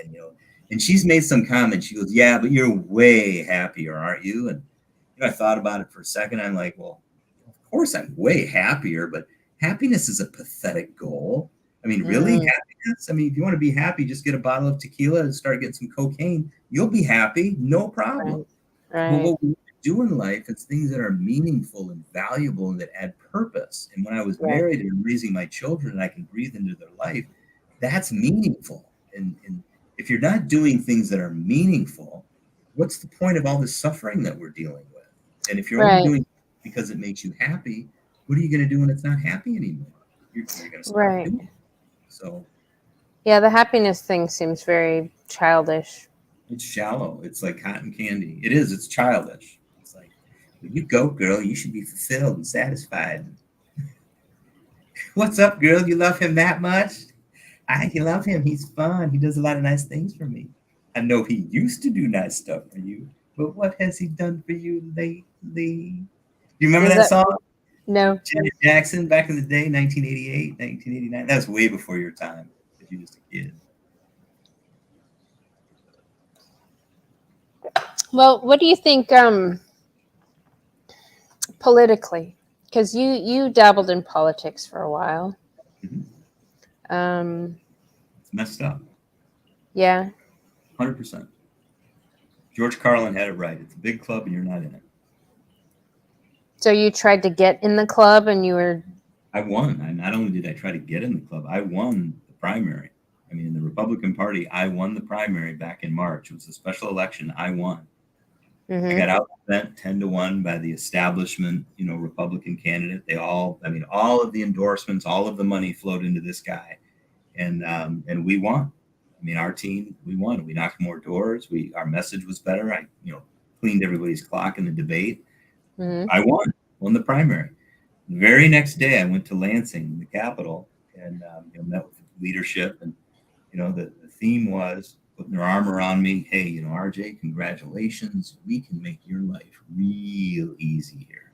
You just vote the way we want you to vote. You go on here. We got some little deals here. When you get out of politics, we'll have some stuff down the road. You just do what we want, and we'll make your life real easy. Mm-hmm. Fellas, I really appreciate that offer. I mean, I really do. But the reality is I ran on that I'm going to stick with the principles that are found in the U.S. Constitution, the Republican Party platform, and the Bible. I'm going to listen to my voters, and that's how I'm going to vote. So you can keep your money. I'm really not interested. And then they said, now, hold on a second, Mr. Regan. We can also make your job and your life really, really hard. So you be careful about what you do next. And my attitude was, listen, you're going to do what you're going to do, and I'm going to do what I got to do. And the very next day, that's when all of the negative press started coming out. I mean, there were 24 hit pieces in the mail in my district. 24, Amanda. Like, Regan's a monster. You should see these mailers that were sent out. I mean, everything vile and disgusting you could think about telling a person. It was an absolute reputation destruction. Right. That they did. And then on top of that, my own party, they paid for a write-in candidate to run as a Republican to siphon off votes from me to ensure that a Democrat would win that election. And this was a very strong Republican district, 60% Republican district. I should have won that easily, but they made sure that you are not going to get in the club. And that's how this works. And so then I'm like, okay. But it was a Democratic woman who won, right? Correct. Yeah. And the one that was behind Hit Pieces and all of the stuff behind me is one of the crazy feminists in leadership politically in Michigan. You know, she was the one that was pulling the strings for all of this stuff. She's the single largest donor of all. You combine the top 10, 15 political donors in the state of Michigan, she beats all of them combined. She was the one that was behind this. So, yeah, and she's a There's feminist. there's always a crazy bitch behind. I mean, reputation destruction campaigns. That's toxically feminine nature right there. There's Yeah, always a crazy bitch behind the scenes pulling the strings. she's behind that. And, you know, we had this election fraud in Michigan, and we had the grooming of children, and she's the one that's behind both of those as well. New crazy bitch for my list. Yes. Yes. Yeah. So, but yeah, so I was involved in politics, and I'm still involved, but just behind the scenes. Now, you won't find me running for office again, but I'm going to be behind the scenes everywhere. And so that's kind of my low profile. Because I understand the game. I've been in it. I know what's involved with it. I know who the players are. I know who the scoundrels are. And traitors are always worse than an enemy, always. Because with an enemy, you can be prepared. You know where they're coming at. But a traitor, you know, you put your guard down. It's kind of like embezzlement in your business. They can always do more damage than a competitor can. So. Right. Yeah, there's this gentleman that joins the panel sometimes. Real talk. He talks about these kind of people and like the symbology of an umbrella and how it's taken down from the inside. Mm-hmm. Yep. And I think we're seeing that right now in the United States. Yeah. You know, there's no question about it. It's very clear that all of the three-letter agencies are corrupt and bad. Yeah. You know, we all know about the raid with Trump and Mar-a-Lago, but you know, most people don't realize we had a candidate running for governor, Ryan Kelly in Michigan. The FBI arrested him because he was, you know, in D.C. on January 6th, almost 2 years ago. And they waited until, you know, a couple months ago, he was still in the primary. They like literally went to his home in front of his, I don't know, he has like 6 children, and they arrested him. You know, they took him to jail. This is the FBI. I mean, absolutely corrupt. You see what the SEC is doing, you know, with like the XRP and the Ripple case. Absolute nonsense what they're doing. CIA, NSA, obviously the FDA with the vaccines and how corrupt they are. I mean, every one of these three-letter agencies, and none of them are elected. These are all unelected bodies, and they all need to be on. Yeah. MEA, the Michigan NEA, National Education Association, just all of them, and they need to go. Yeah, the ones I've researched all were really pushed by feminists. Mm-hmm. Like feminists were like, we want this, we need this, we need this kind of authority. We want to smother people in this way. Like men do this thing. Right. Like yeah, and so it's interesting because what's the guy's name? Is it Andrew Tate? Is that his name? Andrew Tate. I know of him. Yeah. So anyway, he had a great commentary on this. He goes back in the, you know, what's it called? A job is just above broke, or just it's something, a job you're just barely surviving. You have enough for your apartment, your house, your car. You're not really going to succeed and be, you know, wealthy at a job. And so the currency that they would get us kind of in line is you would get some freedom. You would have some freedom. You know, freedom was the currency. But now it's not freedom, it's safety. Everything is about your safety. And again, that goes all the way, what you just said. It sounds really strange because when you make the comment, well, it's feminists that are behind all of this, you know. Yeah. Well, the reason why is because women's number one, you know, priority is security and safety. Yep. Exactly. So they infiltrate these organizations, and again, it's all about safety. And you know, we can see the same thing with the drunk driving stuff. Okay, most men are the ones getting the drunk driving tickets. Why? Because they're more risk takers. You know, I got it. You know, no problem. And well, when the drunk driving laws first came out in the 70s and early 80s, the alcohol to be considered legally drunk was 0.15. Okay, 0.15. You were legally drunk on the road. Well, over time, it lowered to 0.12 and 0.10, and now it's 0.08, and then you have states like Utah where it's 0.06. Okay, 0.15, yeah, you're drunk. You probably shouldn't be on the road. 0.08 and 0.06, maybe you're a little buzzed, but you're not drunk. Now, Right. the idea is to get drunks off the road, not the drinkers off the road. And the feminists are like, well, it's all about safety and you've got to be 100% what. Well, but think about it. Who is this affecting most? It's mostly affecting men because they're the ones that are getting a majority of these tickets. Well, then you get your license yanked away. You're out 10 grand. You can't get certain jobs. You can't get a commercial driver's license. If you wanted to drive trucks, which is a pretty good gig, making money, you can't do that. Yeah. I mean, all of these things, once again, are designed to hurt men in what they're doing to provide for their families. So then you remove them from the equation, providing for their families. Somebody has to step in and fill that gap. Who is it? It's the state. It's the government. They're going to come in and say, we're going to give you a few bucks. You don't need that guy. We'll take care of you. And then it just perpetuates the problem. The guy's gone. He's not helping raise the children. You get a whole another generation of craziness going on. So, yeah. what you're doing. I mean, I can help. I'll support you any way I can. Yeah. Fun little battle. I want to repeal the 19th and cut all these government-funded bastard factory programs. Explain. What do you mean? Oh, the welfare programs that allow women to have multiple bastards and still. How would you fix that? Like, say you get a 2-kid limit, or no, I would cut them. I would cut them. Or would you have them say, okay, you have to pay it back? No, cut them off. Eliminate it entirely. Yeah. Because a lot of these women do this. They have children so they can secure resources. Mm-hmm. Yeah. Pretty good gig. Tax-free income. No, it's not tax-free. It's taken from the taxes of working people. Yeah, but for her, it's tax-free income. Right. And wait, doesn't she, as far as I know, she could still file taxes on it and then still get a refund or something. I don't know. I don't know. Good they would. So what's next for Amanda? What do you have going on next? I don't know. I want to have some conversations lined up with folks that I met at the convention. Remember that gentleman, Jared the jeweler?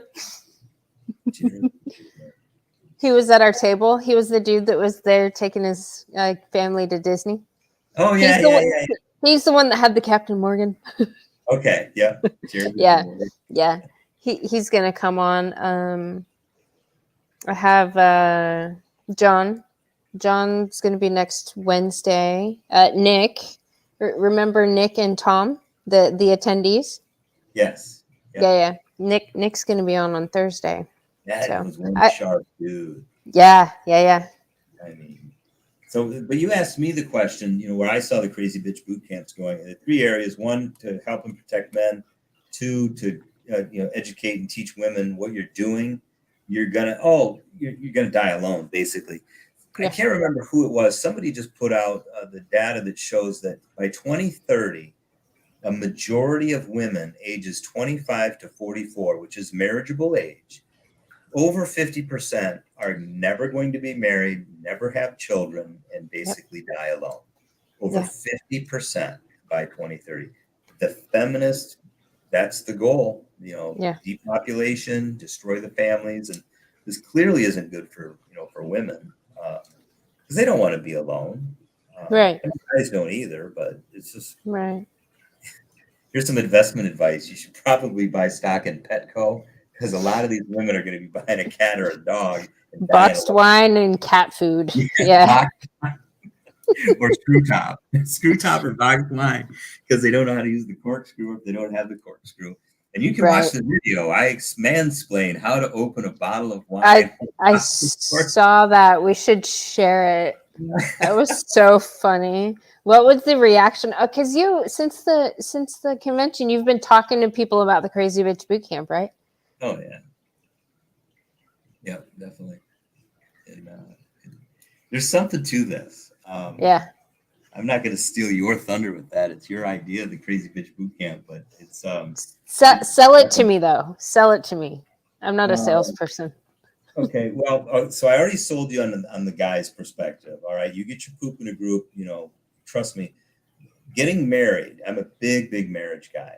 But getting married is going to be the biggest benefit or liability you're ever going to make, more than anything else. It's who Right. you choose to be with. Because, I mean, it's kind of like the spinnaker on a sailboat. If you don't have a woman in your life, if you're a decent man, get your education, get a job, whatever, you can set the sail, get your compass right, you're going places. But if you have a good woman that's on board, and you're on the same ship, she's like that spinnaker. And like, I don't know if you've ever seen America's Cup of the sailboat races. That's the big sail in the front of the boat. And it's like when it fills with air, I mean, it really gets that sailboat moving. And when you have a good woman in your life, you're working together, that's like that spinnaker, just like, and you're just, man, you're moving.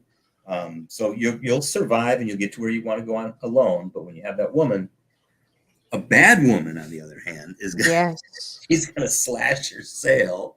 She's going to throw an anchor off the back, and you're going to be struggling to go anywhere. And you're going to be spending half your time, bailing out water. I mean, so you really have to pay attention to these women. And that's where Amanda's Crazy Bitch Boot Camp is going to come in. She will tell you, here are the 15 red flags about crazy bitches. And I know you probably have 30 of them, but we're going to winnow it down and get like the top 15. I have more than 30. Right off the top of my head, here's like one thing, men do not date single women. If you're voluntarily a single mom, don't date her. Okay, move on. Don't micro. If she's a single mom, like the died in military or whatever, that's different. But stay away from that. If she's always on her phone, social media stuff, she's an attention whore, move on. Don't waste your time with that, because I guarantee you she's probably talking to some other dudes or got want that, move on. But we're going to come up with like 13, 14, 15, 25 other ones, like red flags, what to watch out for, stay away from. If she's, again, on the cock carousel, the bully pony, what's the same? So she's not she's your girl. It's just your time. Move on. She might be fun for a while, spin some plates with, not worth building a relationship. So that's the guy side. The girl side of it, they're more like, okay, if you want to get a good man that RJ's talking about, you can't be a crazy bitch. Okay. What does a crazy bitch do? Yeah. Boom, bada boom, bada boom. All right. If you want a good man, all right, don't be doing some of these things, What do they say with women and pair bonding? If you have three sexual partners, it's almost impossible to pair bond with, a guy in a relationship. Well, don't be getting on only sluts. Don't be selling the goodies, for a couple of bucks, on your OnlyFans page. Don't, all of these things. Learn how to cook, get a good recipe book. Take care of yourself. Don't be getting a bunch of tattoos. Don't be going into debt. Just common sense stuff. How to be a feminine woman that wants to be a mom and a housewife. And wants to be cooperative, agreeable, smart. Not a doormat. Nobody wants a doormat. Again, you're going to have to train him too, because he's stupid in some areas. The same way he's going to need to mansplain things to you. You work together.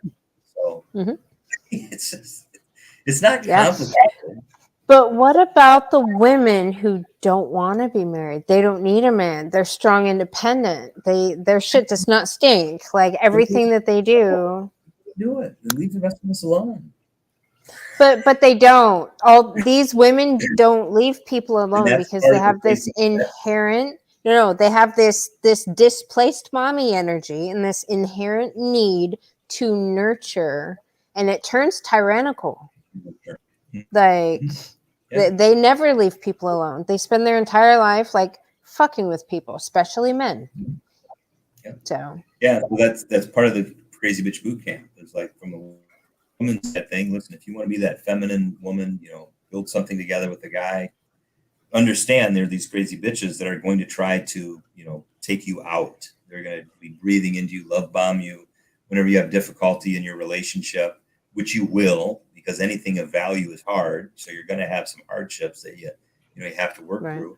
But that'll be part of the Crazy Bitch Boot Camp as well. And then even beyond that, I mean, I see the Crazy Bitch Boot Camp for the women, Crazy Bitch Boot Camp for the men. then you have the Crazy Bitch Boot Camp for the family, for the couple that's together, and understand, as a couple, how the crazy bitches can impact you. And then also as your children put into the schools, you need to be Right. aware of that. You may decide to homeschool because it's so toxic. Right. So I kind of see at least 3 tracks, for the Crazy Bitch Boot Camp. See, and I see even more. I see Crazy Bitch Boot Camps for our institutions. Yeah. Like I want to take the gender studies, all the bullshit feminist departments, and appropriate those and turn them into Crazy Bitch Boot Camps. Yeah. And then on a a corporate level, have all the racial sensitivity training, all the tranny training, all the sexual blah blah blah blah blah training, like that can be tweaked appropriately, because like just workplace dynamics, like they want to demonize men and try to make men out to be the bad guy when these women are literally dressing like sluts at work. Like a lot of these women know deep down that men are very visual, and they take advantage of that. Like they cross some boundaries that I think are biological boundaries that they shouldn't be crossing, because I know they know damn well what they're doing. They just play stupid. Yeah. Yep. They know exactly what they're doing. And that kind of shit's not appropriate at the workplace. I mean, you go to work, right? Mm-hmm. So. Yeah. And it's the same thing with young men in school. Boys get, it's proven that boys get stupider when there's women around, because, and it's probably for 2 reasons. One, it's they're visually oriented and they're distracted by that, thinking about sex, whatever. That's part of it. I don't think that's the main part of it. I think the main part of it is that the women have so much power over a man that the man is afraid. They don't want to be shamed or embarrassed in front of or by the female. And that's what I don't think. So I was thinking about this, because going back to how we talked about the 21 convention, those men and women, really got me fired up.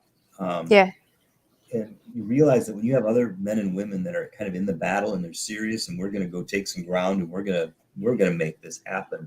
Yeah. And then you have people that believe in you. When I went through the divorce, I remember, the previous administration came from a crap ton of money.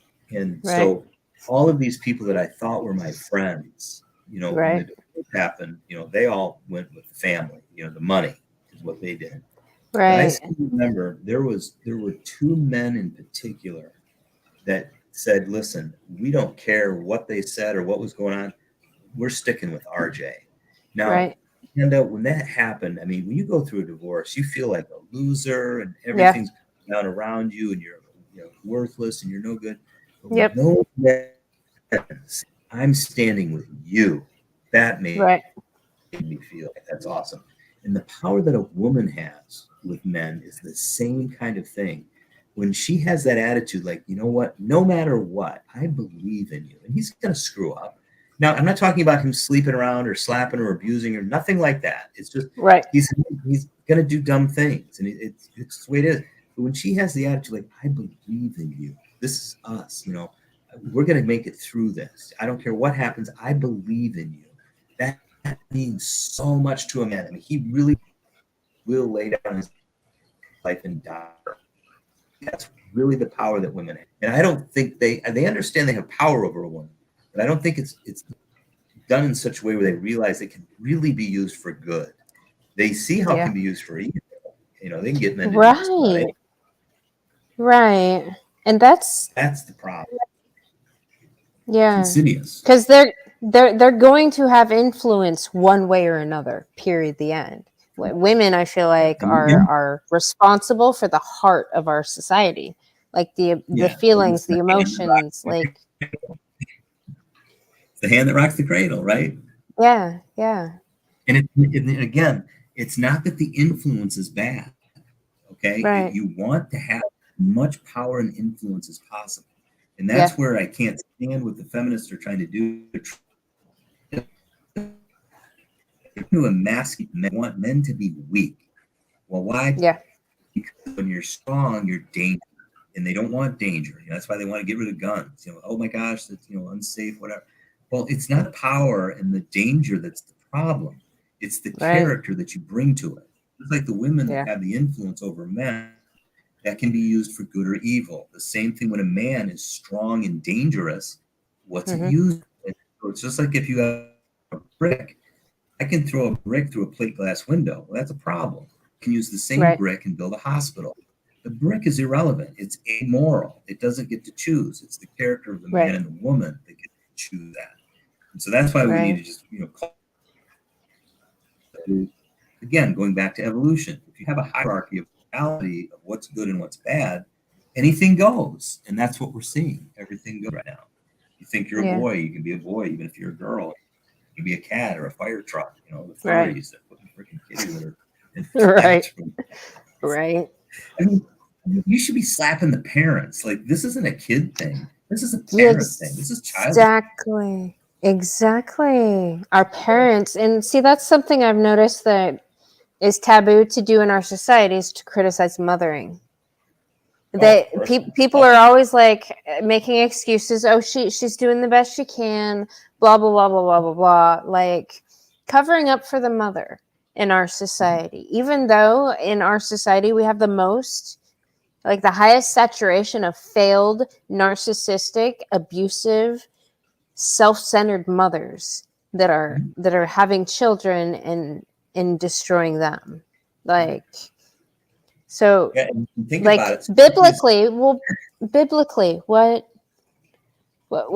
used to happen biblically with that kind of stuff, With what stuff? They didn't have that. right? Did they not at all?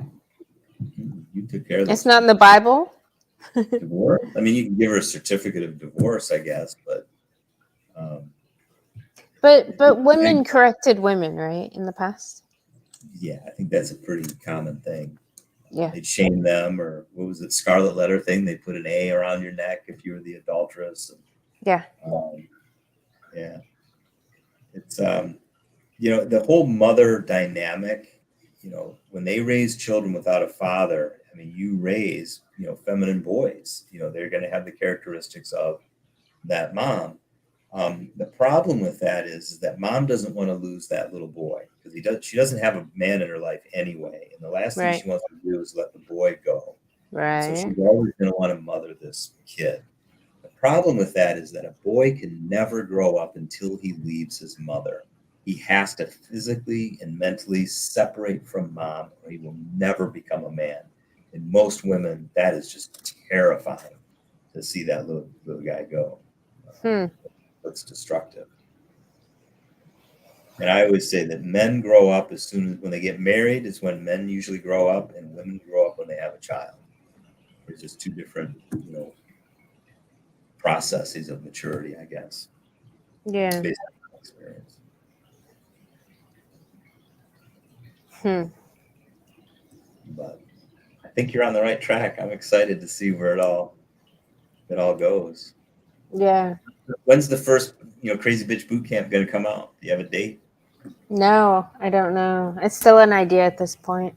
Yeah, well, I'm just hoping it catches on and more people start crazy bitch boot camps of their own. yeah. You should Yeah. come up with a template. You can start one in every state. 50 states and all the big cities, and get the group together and yeah, have a little format. You can do a Zoom once a week or once a month. Crazy Bitch Boot Camps around the country. Hmm. Unite. Yeah, and take it globally. Well, Yeah. feminism is a big problem Mhm. in almost every other country. Yeah. Then so you brought up something after the 21 convention. I started interacting more with people on Facebook and texting, and it was shocking. Some of the women that came out and they were like very supportive. Like, no, you're 100% correct. I was like, oh, again, women are shocking me more because I think a lot of the men feel the same way. They ain't Mm-hmm. gonna say nothing because Exactly. they don't want to. They Exactly. saw what happened to me, with my daughter and the comment that I made, earlier this year Right. running Right. for office. And they're like, "Yeah, we're just gonna keep our head down. We don't want to get our head blown off like RJ did." Right. You still have your head though. I do. The reputation might be a little tarnished right now, but we're going to get all of that back. That's going to be the fun part about it. Yeah. So you heard the story about my daughter, but the other thing that happened this year was I was on this live stream and we were talking about election, integrity. And I related and compared what they did with the election this year. I compared it to rape. Like, this is what you guys did to us. I mean, you Yeah. basically raped us. Yeah. And I said, listen, I have 3 daughters, and if rape's inevitable, they should lie back and enjoy it. No, that's not what we do. We fight, and if you guys, we're going to fight. Well, the press took my words completely out of context, truncated my statement, and instead of it being conveyed like RJ was making a comparison that we need to fight, like, for our election security, the same way you would want your daughter to fight for her honor and purity, they didn't say that. They said Regan is in favor, and teaches his daughters to just lie back and enjoy it. And that was the national news, this time around. So the powers that be don't want individual, good, strong, dangerous men and women to go outside of that feminist world of the control of the federal banking system. They want things controlled. They want you to be a cog in the wheel. And if you don't, subscribe to that, they're going to, censor you and shame you and destroy your reputation. And then they're just going to kick you off of YouTube or close your bank accounts like they did with, Tate and Kanye. And, that's just what they do. So, They being women though. yeah, They being feminists. Yeah, feminist agenda. Yep. You know they're all just cowardly, hateful and resentful women, right? They live in fear 24/7. Yeah, and weak. Yeah, super weak. Weak and neurotic, scared spitless. Super neurotic, yeah. That's why I'm like, why are we letting these incompetent fucking idiots dictate what happens in our society and in our country? I don't get it. I mean, I do. I mean, we've been taught to be tolerant and loving. I mean, we have gone and that, again, this started, I think, more in the churches. There are 3 areas that they went after. Obviously, the educational system, government, media, and the churches. And it really, once the feminists started infiltrating the churches, then it really went downhill from there, because the church then directly affects the family. And then it's like a complete breakdown. But whenever you focus, like, they use this Bible verse all the time that, there's these attributes, faith, hope, and love, but the greatest of these is love. Well, they have the greatest of these is love. So everything should be about love. Love, love, love, love, love, love, love, love, love. It's all love. Well, God has a lot more attributes than just love. And so love is the greatest. So that's what we need to focus on. So it's almost like, Right. A race, and the love, came away like won by a mile. Well, it's probably not like that. It's probably more like a NASCAR or a horse race where love won by a little bit. Well, what are all the other attributes? Well, you've got truth and justice and, all these other things that go along with that. But whenever you're talking about love and tolerance, or don't judge. Back in the day when I was growing up, John 3:16 was the most popular quoted Bible verse, which says, for God so loved the world that he gave his only begotten son, that whoever believes in him will not perish but have eternal life. That was the most popular Bible verse. You saw it at the end zones of football games. John 3:16, John 3:16, John 3:16. Well, now, do you know what the most popular Bible verse is? Amanda, it's the verse that says, don't judge. Well, that means you need to be a freaking idiot, okay? Right. Don't judge. Oh, okay, well, I'm not going to judge. Well, they're taking advantage of you. Well, don't judge. Well, that's right. bad. Well, be tolerant, don't judge. And all they're saying is you need to be a freaking idiot. And the church has bought into this. And that's where we're at today. It's all about love. Don't judge. Be tolerant. Now, let me ask you a question. When you go out and have a really nice meal or a nice date, and you see a good show, do you have to tolerate a good meal? Do you tolerate good company? Do you tolerate a good movie? No. You enjoy those things because they're good. Yeah. By definition, the things you're supposed to tolerate are bad because you're supposed to tolerate it. Well, that's horrible. Well, you just got to tolerate it. Yeah, okay. So when you say be tolerant, you've agreed, you just admitted it's bad. If you're telling me to tolerate what you're doing, you have you told me it's bad because I have to tolerate it. If it was Yeah. good, they just enjoy it. Like, Right. yeah, Right. tolerant is bad. That's what they So told us to. so that kind of makes me think about something you mentioned earlier when you were talking about the things people don't talk about being shameful and this and that. Mhm. So feminists, women in our society, don't want men talking about the bad side of women Mhm. because they are very ashamed. Could be. Yeah. No, they are. Like all the crazy bitches that I see, they live in so much shame and guilt because they keep fucking up and they know they fuck up, but they get Yeah, applause we for being know. stupid and But intolerable. we screw up too. Guys screw up. We're ashamed. We're our worst critic. We know. Yeah, but But you see, we guys don't. take responsibility usually. The women don't.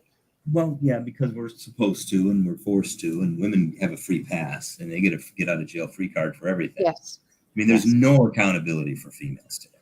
Exactly. Zero. They can get away with everything. Men Yep. take all of the responsibility, either voluntarily or it's coerced upon them with child support or alimony or whatever. But yeah, they're Yeah. always held accountable. Women are not. No question about that. But women, I mean, the thing is too with men and women can shame a man because they play in that space. They're way better at the acting and turning on the tears and using words and manipulation to influence and manipulate a man. We're just not good at that stuff. You women Right. can run circles around us, and in our society, especially with corporations, we're not going to physically fight like we did Right. back in the day. Right. Everything is about words and reputation and information. Hmm. Those are that's their sweet spot. Yep. Well, of course, they're like an unfair advantage with that. Exactly. And guess what it is when they cross boundaries though, like that? That's What? emotional and mental rape. Okay. That I'll go that is on. how women just a couple ways how women rape men in our Mhm. society. Yep. I remember I was going, this is no joke, and we were going through the divorce process. We had three different counselors or like people that were like leaders in the community, church people, whatever. All three of them said, hey, nothing wrong with RJ. Follow his lead, be fine. Well, she didn't like any of those answers, so she had to go find some crazy feminists. This is no joke. She had to find somebody that was going to fit, her narrative. But one of the Right. three guys that, did the counseling stuff when we were having some issues, they asked me, said, well, you know what? Obviously there's, issues in your relationship. How much of this is your fault, RJ? How much responsibility would you lay at your feet? And my answer was 100%. I'm the leader in the home. It's my responsibility. I'm the head of the household. I take 100% responsibility. It's 100%. Then, okay, great. We can work with that. Then ask the previous administration, okay, well, how much of this is your fault? What percent of the responsibility do you take? And her answer was 0. And the guy was like, okay, now there's two people in a relationship. There's got to be some part. And she just has a throwaway answer just so she didn't look like a total idiot. Oh, I don't know, 5 or 10%, just like as a flippant, okay, I'll take 5% responsibility. Where I'm like, but yeah, 100% responsibility. The only way you can grow is you need to own it all. And that's what I Yes. did. But Yeah. when you have, like what you just said, when you've got a vindictive, manipulative, evil feminist witch that's Mm-hmm. trying to rape you Yeah. that way, Yeah. that's what they do. So they'll play on that, what you call it earlier, the white knight, like Yep. I'm the honorable man, I'll take care of this. Then you Mm-hmm. just get raked over the coals. And Yeah. fortunately, going to the process, I did take some steps to protect myself with recordings and I knew what was going on. And so I kind of understood the game plan, and I had older men in my life that said, "Don't put up with this crazy bitch anymore. Take care of this. Don't do that." And that was helpful. But when you say these things about the emotionally raping somebody, you're Yep. good at it. And especially if you've got that white knight man that wants to do the right thing and take that responsibility, and you get taken advantage of at first, but then you wise up, and then it's so funny, Amanda. None of those shaming techniques work after that. It's Yeah. like when you're in a relationship, and when a woman gets to a point where she's done, there's nothing a guy's going to do. When she's Right. done, you're done. It's over. Right. Well, once a guy gets to a point with females where he's been, mentally or raped that way, Hmm. the shaming stuff, the manipulation, done. That stuff Yeah, doesn't work at all. that's good. And I had an example of this with politics this year, Yeah. where this chick that was running for office, she was offended by something I said, and she'd actually told her campaign manager, she's that you need to apologize. And I'm like, are you kidding me? What are you talking about? No, she's really upset about it. And I'm like, okay, well, yeah, I'll call her. I'll apologize. Hung up the phone. I ain't freaking apologizing to that crazy there's no Good. way. Yeah, So we're good. at an event, a couple weeks later or whatever, and we're at this event together, and she's glaring at me the whole time. And, Right. I'm just happy, feeling, hey, good seeing everybody. And I never drink, at any of these campaign events because that's just a recipe for disaster. Yeah. I'm saying my goodbyes to everybody, and she's still glaring at me. And she's like, you and I have to talk. I'm like, yeah, cool, give me a call, baby. She's like, no, we need to talk now. I'm like, okay, let's go. So we're walking out of the restaurant, and like in restaurants, there's the front, there's two doors to go in. So it's like the vestibule area. Well, she wanted to talk in that vestibule area. I'm like, oh, hell no. We're not. I know women like that enough to know you want witnesses, around you. We're either going to stay inside the restaurant or we're going to be outside of the restaurant where there's people around so we can have, witnesses. Right. She's like, you really offended me by what you said. And I'm like, well, I'm sorry you feel that way. No, you need to apologize. And I said, well, thanks for letting me know. Are you going to apologize? No. She's like, I can't believe you. Da, da, da, da. He was going on and on, badgering, trying to manipulate, shame me, boom, boom. And I'm like, listen, you already said that. Thanks. And finally I said, listen, I was married to one of the most manipulative, wealthy women in West Michigan. To think that your little bullshit game is going to have any effect on me, you're crazy. And she's like, you need to apologize. I'm like, you've already said that. She was, are you going to apologize? I said, no. She's like, she turned and walked back into the restaurant. I was like, whatever. I went home.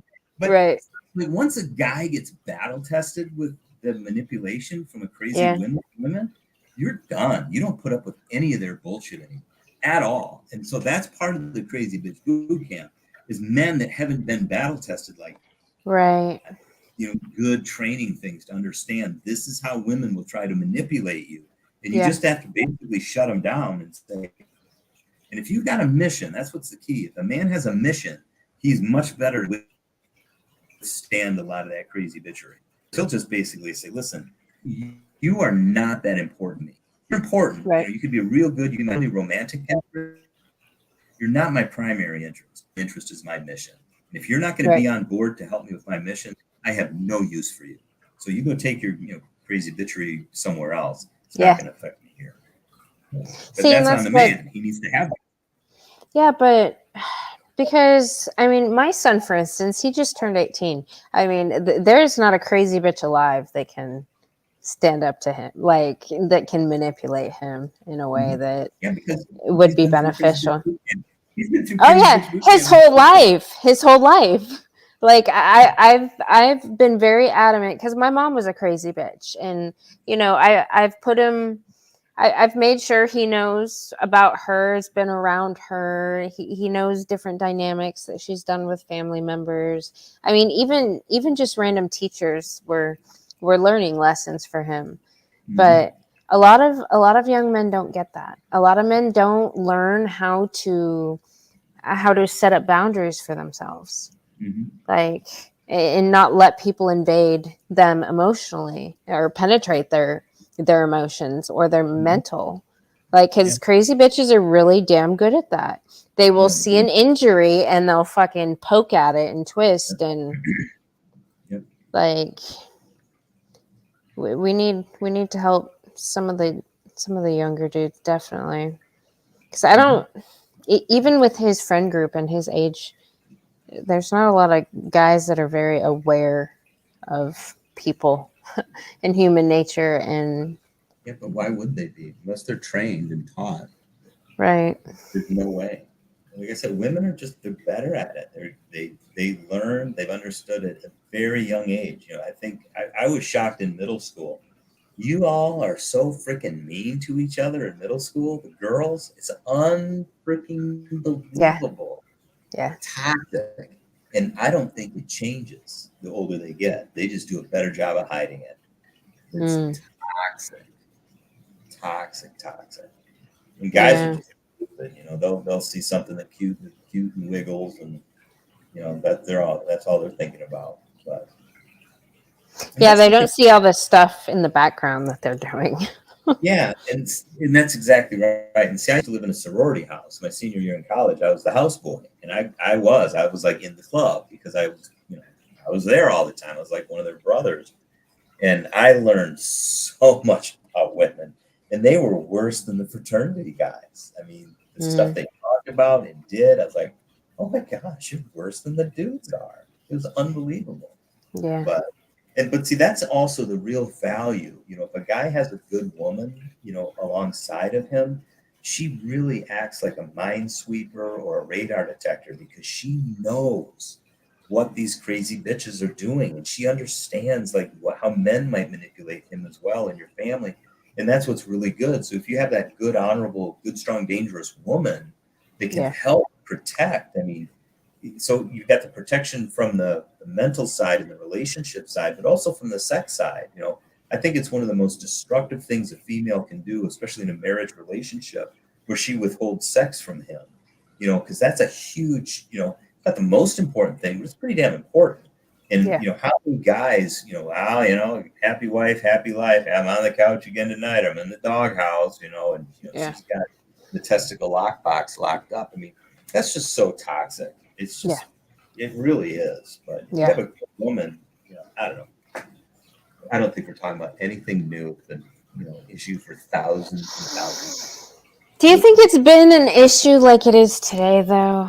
I I don't think know. now, I've seen it change so much just in the past 20 years. yeah, last 10 years. Like, yeah, Yeah. And you look, as soon as they like said it was okay for the homosexuals to get married, and it's like, it just fell off a cliff. It's like right, all of this crazy stuff that's happened. It's insane. And it's not sustainable. It just, right. it's so destructive. Yeah, a lot happened in 2001. I'm coming to find out. I guess Homeland Security is kind of. I gotta look into Homeland Security a little bit. They seem to have their fingers in a lot of these three-letter organizations, and They're, they're horrible. they weren't a thing until what 2001 is when they were. Yeah, after 9/11. So all of that stuff with 9/11, yeah, Homeland Security, the Patriot Act, all of that stuff. And again, that was all done by a Republican president, George Bush. But those were some of the most restrictive things on our privacy and freedoms than anything. I mean, Yeah, it's so. Again, it was used with safety.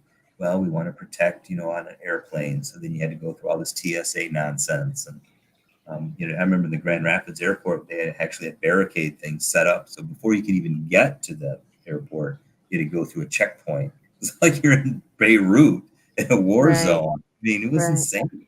Because remember, the whole country, though, was in shock with 9/11. I mean, we didn't Yeah, know what was going on. But yeah, Homeland Security, the Patriot Act, I mean, it was one of the most destructive things for our freedoms in this country, and super expensive with our budget. But Hmm. crazy, I tell you. Well, is there anything else that you wanted to share about your story that has maybe because you did mention something about following truth and how you'll come to conclusions on your own. Mhm. As There's long a as you pay lot of. attention, Hmm? as long as you pay attention to it, be open to Yeah, it. Always be aware and learning. I remember when I was, my son was younger, and we're getting. You never know when you're going to have quality time with teenagers. Okay, yeah, I hear a lot of parents say, "Well, I don't get a lot of quantity time, but we have quality time." Well, I got news for you. You cannot dictate when you're going to have quality time with a teenager. right. They're in charge of that. It's kind Yep. of like, you know, women are in charge of access to sex, but men are in charge of access to the relationship. It's Yeah. just different. You never know when a kid wants quality time. So anyway, we're going to the store to pick up something. He asked me the question. He says, "Hey, Dad, you know how you're always talking about truth and how important truth is and truth, truth, truth?" I'm like, "Oh yeah." He said, "Well, my buddies and I were sitting around the campfire last night, and one of them brought up, belief. What do you think's more important, belief or truth?" Wow, damn, son, that's a great question. I'm glad you guys are thinking about that. And I said, "Did I ever tell you the story about Michigan State, the big snowstorm in 1978, 79?" And he's like, "No." And I said, "Well, there's a huge blizzard, and it came through Michigan State, and it actually shut down Michigan State University because there was so much snow. Snowdrifts were up against the dorm, 3, 4 stories high. And there were some students at Michigan State that believed they could jump off the dorm, land into the pillow of snow, and not get hurt. I mean, they passionately, sincerely believed it. And they did. Jumped off the dorm, landed Right. into the pillow of snow, and broke their bones. Now, son, Right. let me ask you the question. What do you think was more important, their belief or the truth? He's like, "Okay, Dad, I got it." Then we go in the store and take care of business. So, yeah, I mean, you get a lot of this nonsense today. Well, I'm just gonna, if I just believe this or manifest this or this, okay, you got to work. Okay, the belief Yeah. is good, imagination is good. You have an Yeah. idea, you believe something, that's wonderful. You have to work. You have to Yeah. do something for that, and Yeah. then you're gonna make mistakes, and your belief is gonna be wrong, and you need to fix that, and you need to change course to get better.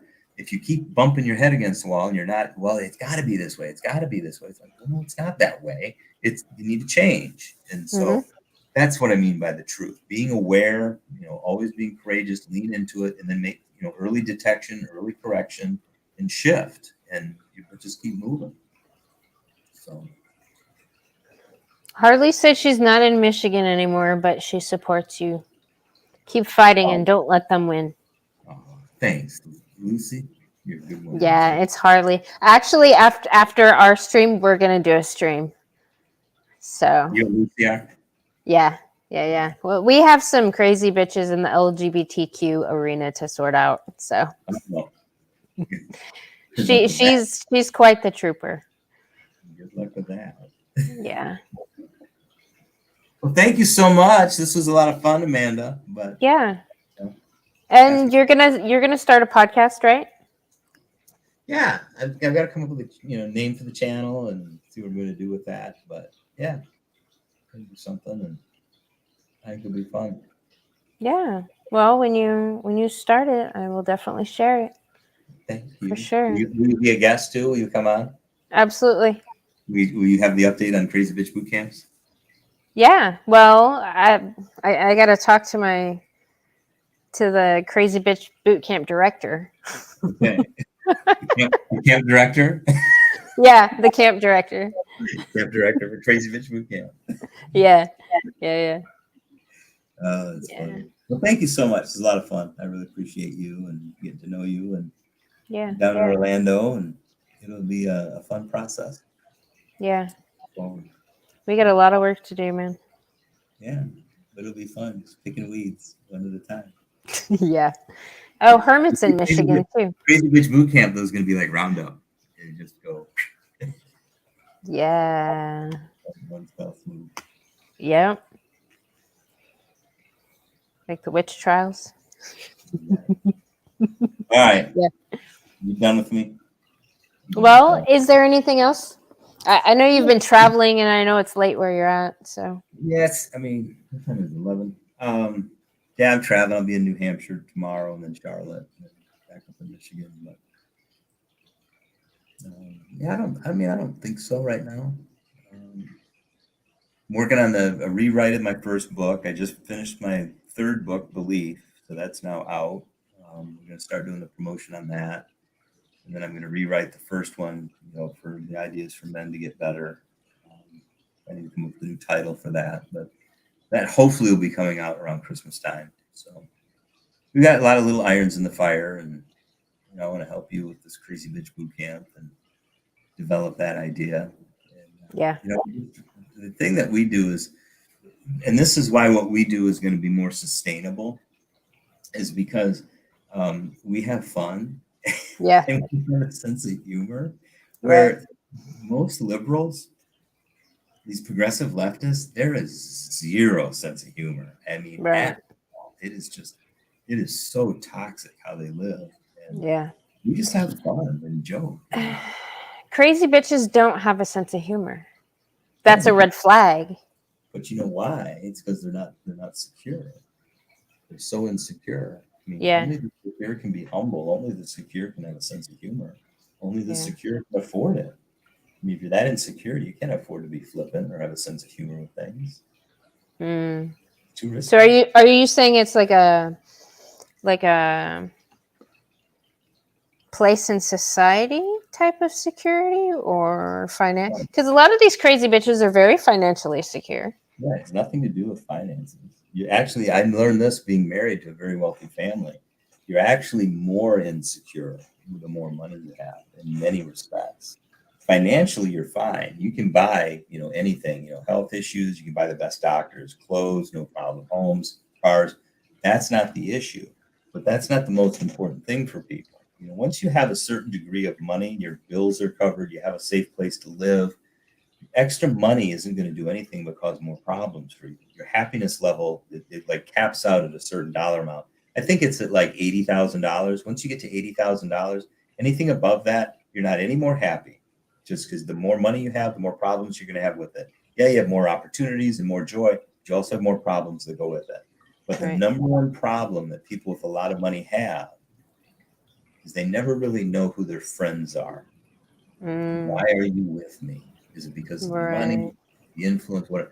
And I mean, think about it. I mean, we are secure when you have, like good friends that you can trust. Your relationship, your spiritual world is lined up. Money can't provide those things. Money Right. can't do that. So, I mean, it can buy loyalty to a degree. You can, buy certain things, but you can't buy friendship.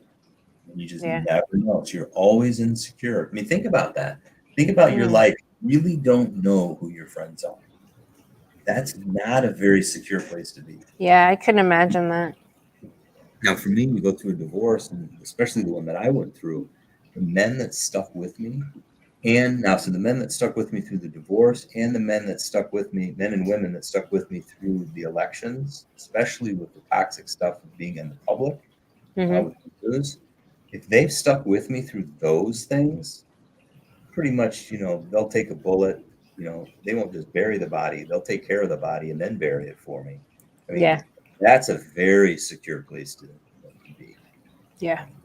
So, but yeah, you can't be secure in these little, crazy things that are going on, especially with the beard. Yeah.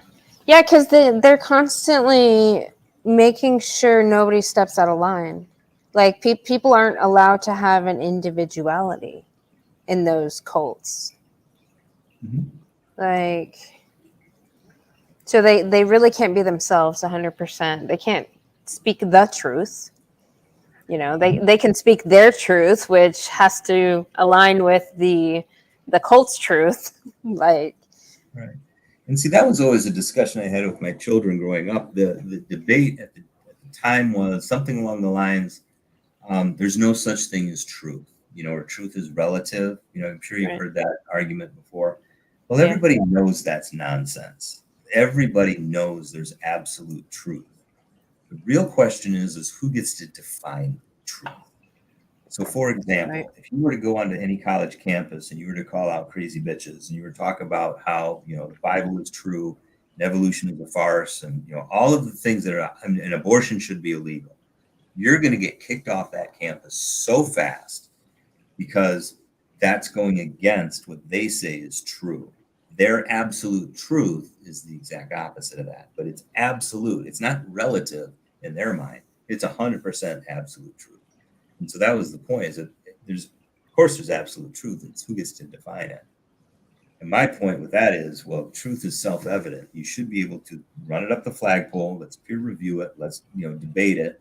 Well, when somebody's insecure and they don't have the truth is when they want to censor you or put strikes on your YouTube channel. Oh yeah, try to cancel me by Yeah, using some Americans Against yeah, Disability Act because YouTube isn't upholding their community yeah, standards guidelines. Yeah, I've heard that yeah, one too.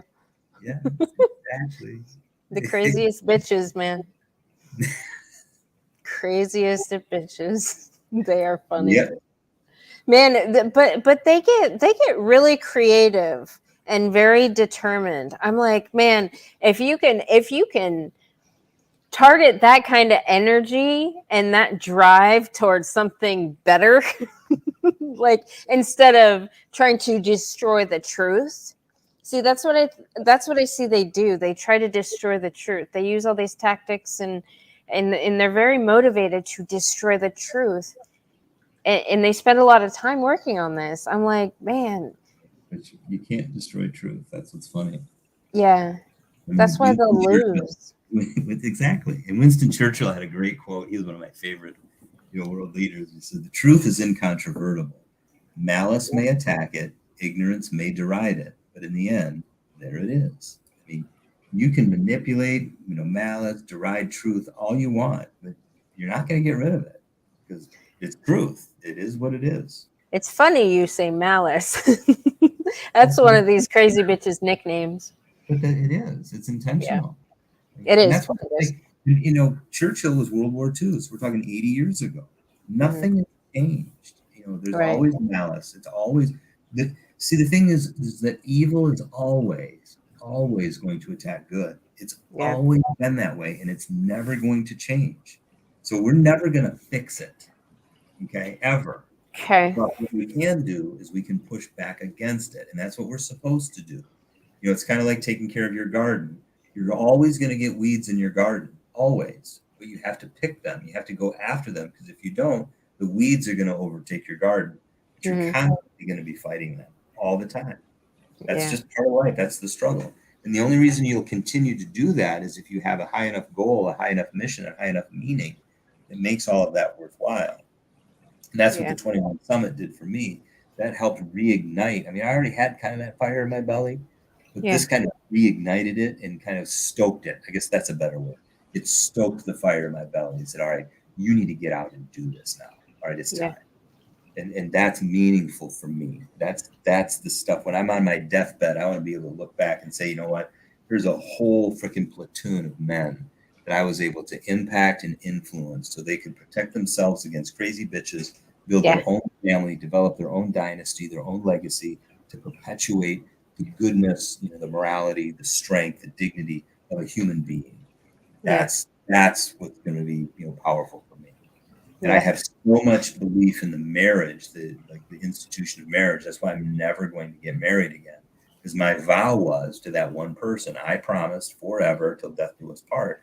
And people are like, well, she did this, and the Bible says you can get remarried. I said, yeah, but that's not what my vow said.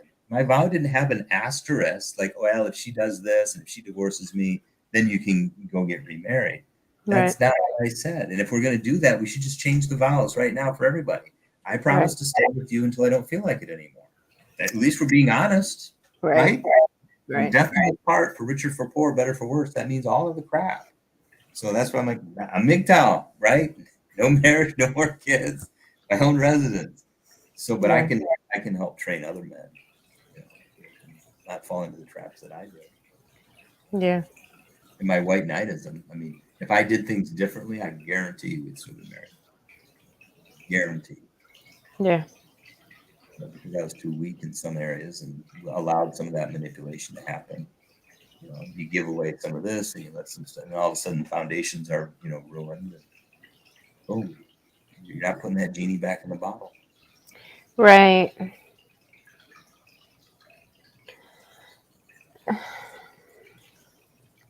The easiest way I could have saved my marriage, no joke, if we Hmm. never moved back to her hometown. Because And you agreed. when we move back to her hometown, it'd be similar to putting a young woman into these crazy bitch factories at the university because proximity is power. When you're around that all the time, you're going to get influenced by it. Well, Right. when her mom and all of the liberal, friend network and all of this feminist bullshit, was around, guess Yeah. what? You're going to get kind of sucked into that. Oh, wow, RJ's the problem. Oh, he's the reason you're not happy or satisfied. He's this, that, and the other. If we lived in any other town, you're not going to have that influence. You're not going to have that proximity. It never would have happened. Hmm. And you conceded to that. That was her wanting, and you were like, okay. Yeah. And here, this is another thing that crazy manipulative women do Hmm. is they want to separate the guy from his parents, his family, and his friends. Yeah.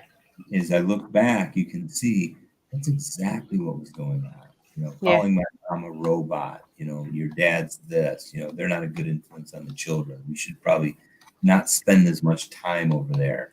That Right. good friend that you had since you've known since third grade. He's not Hmm. really a good influence. I don't think he's. I've Hmm. got new friends for you over here. It's kind of like Right. that movie Right. Saving Superman, where she's like, "I've got new friends for you over here." The Steve Zahn character and Jack Black character, you're not friends anymore because they're not the passionate. I haven't seen that. Is it a Oh, movie? yeah, it's a movie. It's more of a guy movie, I guess. But it's funny. But yeah, it was What's the it called? point where she was this strong feminist, woman, and this guy was just like head over heels, and she like just absolutely had him whipped. I mean, you are not going to have these friends. You're going to do this. You're going to get butt implants. Do all of this stuff, and he just loved her so much, and he did. Yeah, it's all this manipulation. Once you get out of that crazy, environment, you look back and you're like, wow. And you hate to say it was intentional. Like there was a plan behind there. I mean, I just honestly, Amanda, I refuse to go there. I'm like, no. But once you start looking at how things kind of played out, you're like, they're not stupid. Right. But you know what? I think, and this goes for a lot of the conspiracy theories and all the people that are like, oh, it's them, it's what they want, it's in the plan, it's how they want it, blah, blah, blah, blah. But when I see a lot of this stuff, I see individual women doing what they want when they want in the moment, and they don't think in the future. They just do what they want to do for them. Mm-hmm. Like they don't have a big plan. And I know a lot of the guys don't like to blame the women for being incompetent and just messes, but a lot of what's happened in our society is because women got their way. Like Oh, instant gratification type of, that's Bible 101. yeah. Amanda, that's like, yes, that's the whole story of Adam and Eve. It's so funny because the serpent, who's the deceiver, who did the Hmm. serpent go after? Eve. It didn't go after Adam. It went after Hmm. Eve. Yeah. And see, here's the thing. The serpent, basically spun this idea that if you eat this fruit, you're going to be wise and then you're going to be godlike. I mean, this is a good thing. And she thought to herself, you know what? That sounds like a pretty good idea. Oh wait, you're gonna be godlike, like a feminist? That's what the serpent said. If you eat Okay. the fruit, you Yeah. will become like God. Your eyes will be opened, and this is going to be a good thing. So she does. She takes a bite of the fruit, and then goes to Adam and says, "Hey, Mhm. Adam, this is a good thing." Now Adam knew damn well it was wrong Right. because God told Adam, "Don't do that." Yeah. God never told Eve not to do it. He told Adam not to do it. Eve heard about it from Adam. So Adam knew damn well it was wrong. But she said, hey, sweetheart, take this. And what you just said, it's woman got her way. And because Hmm. he acquiesced, he was a wussy and instead of listening to the truth, the way things actually are, God, he Right. listened to a woman. He listened to a female. And Right. so he's like, okay, I'm going to do it too. So he takes, that deal. Well, God's kind of pissed about that, right? So he comes Yeah. down. Well, he doesn't talk to Eve and he doesn't talk to the serpent. He comes right down and he says, hey, Adam, what happened, bro? Well, what does he say? Does he own it? No. He says, let me tell you, God, let me tell you about the woman that you made for me. So not only does he blame her, he blames God because God made the woman. That's Adam's response. I'm not going to own it. I'm going to blame her and ultimately blame her. So God's like, okay, I see how this game is going to be played, Adam. So he goes to talk to Eve. Says, Eve, baby, what happened? You kind of knew the rule too, didn't you? And what did she do? Well, she blamed the serpent, right? Well, it's not my Right. fault. The serpent deceived me. I thought it Right. was good, but he deceived me. Right. Well, the snake, he didn't have a leg to stand on. So we've been blaming everybody, since the get-go. Right. Right. Here's the point of the story: Yeah. is that women are more easily deceived, But Uh-huh.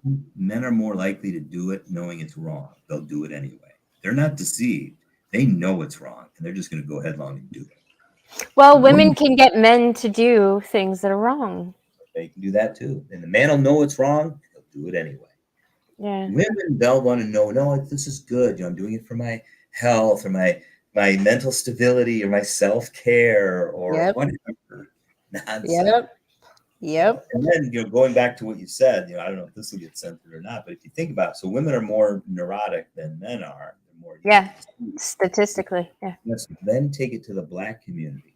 They're way more neurotic than the white Yep. community is. So if you have a Black female, if you're trying to go after a segment of the population, think about it. You're in the 1950s and you're feminist. Who do you want to go after? Who's the most easily deceived and manipulated people group? The Black female. Who did they attack? The Black female. But they didn't attack. They didn't really attack him, because the way I see these radical lesbian cults, they're sex cults. They want to screw all these women. They want to get the women away from the men so they can have them for themselves. Because you know how it is in the lesbian community. They have the highest rates of domestic violence. I really don't. No. Their relationships never work because, it's not natural. So they cycle through people constantly. Like, they're always looking for the next one. So they recruit more and more and more to get these women away from men so they can easily predate on them. Interesting. Yes. That's how sick these crazy bitches are. I just don't know that world like you know that world. I see it as an attack on the family, and you see it as a sex cult. And, there's probably an element of truth to both of it. And because you've studied it more than I have, you're probably more right than I am. So yeah, I mean, and I watched it unfold. I watched a girl that I used to work with. I trained her. She was one of my associates that I trained. Very sweet. She was mid-20s at the time. And she was married. Her and her husband were looking to have kids. And this new hairstyle, like what you said, most hairstylists what they say about hairstylists is so true. Most hairstylists are fucked in the head. They really are. They're crazy bitches. They're one step from a stripper? Yeah. No, they are. Trust me, I've worked with a lot of these crazy bitches.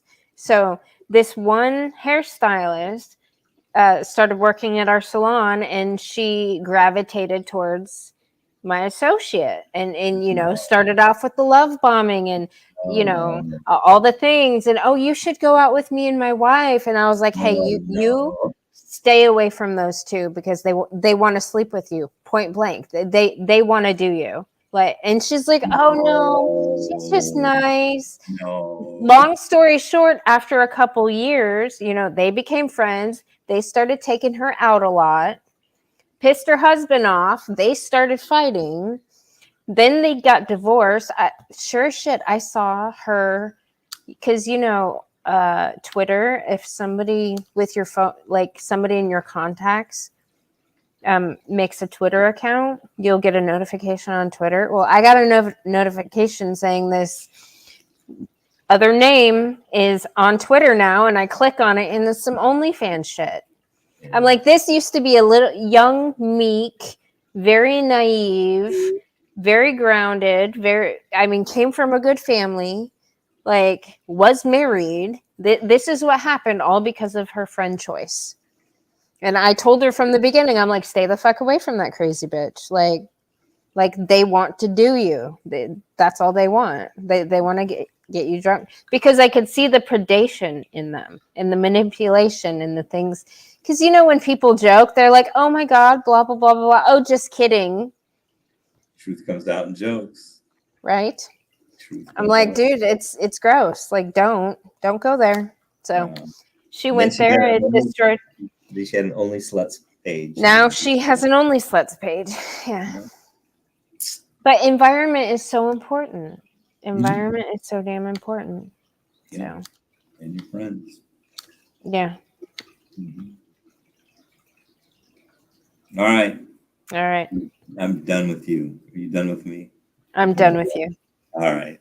Yeah. Who's your cat back there? I see the cat walking around. This is Oshawott. It's my son's cat. She's named after a Pokemon. Is she eyeballing your fish? No, she doesn't mess with them. I've even tried to feed her dead fish because, like, if a fish dies, I'm like, come on, don't waste. She won't even eat them. Wow. Well, thank you, Amanda. This is a lot of fun. Yeah, thanks, RJ. Yep. Yeah. When you get your channel going, I know. I'll share it. Okay. Working on it. All right. Okay. We We'll come up keep with a in touch. name. We come up with a good name. We'll have to do it. Yeah, what Right. would a good name be? I don't know. We're working on it. Nuclear Minesweeper. I like that one. Nuclear Minesweeper. I don't know. Dude, you've gone nuclear a couple times. In what way?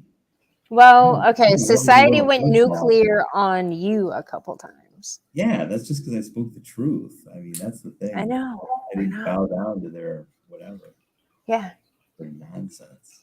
Yeah.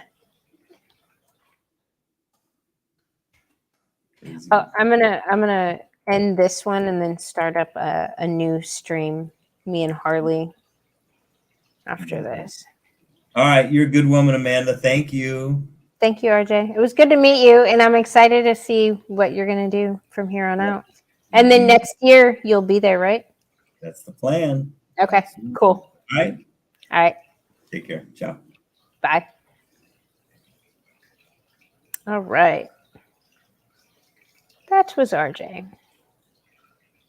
Good stuff. Okay, Harley, I know you're still listening.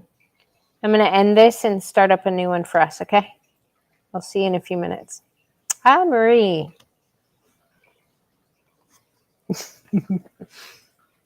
Thank you. All right, you'll be ready? Good deal.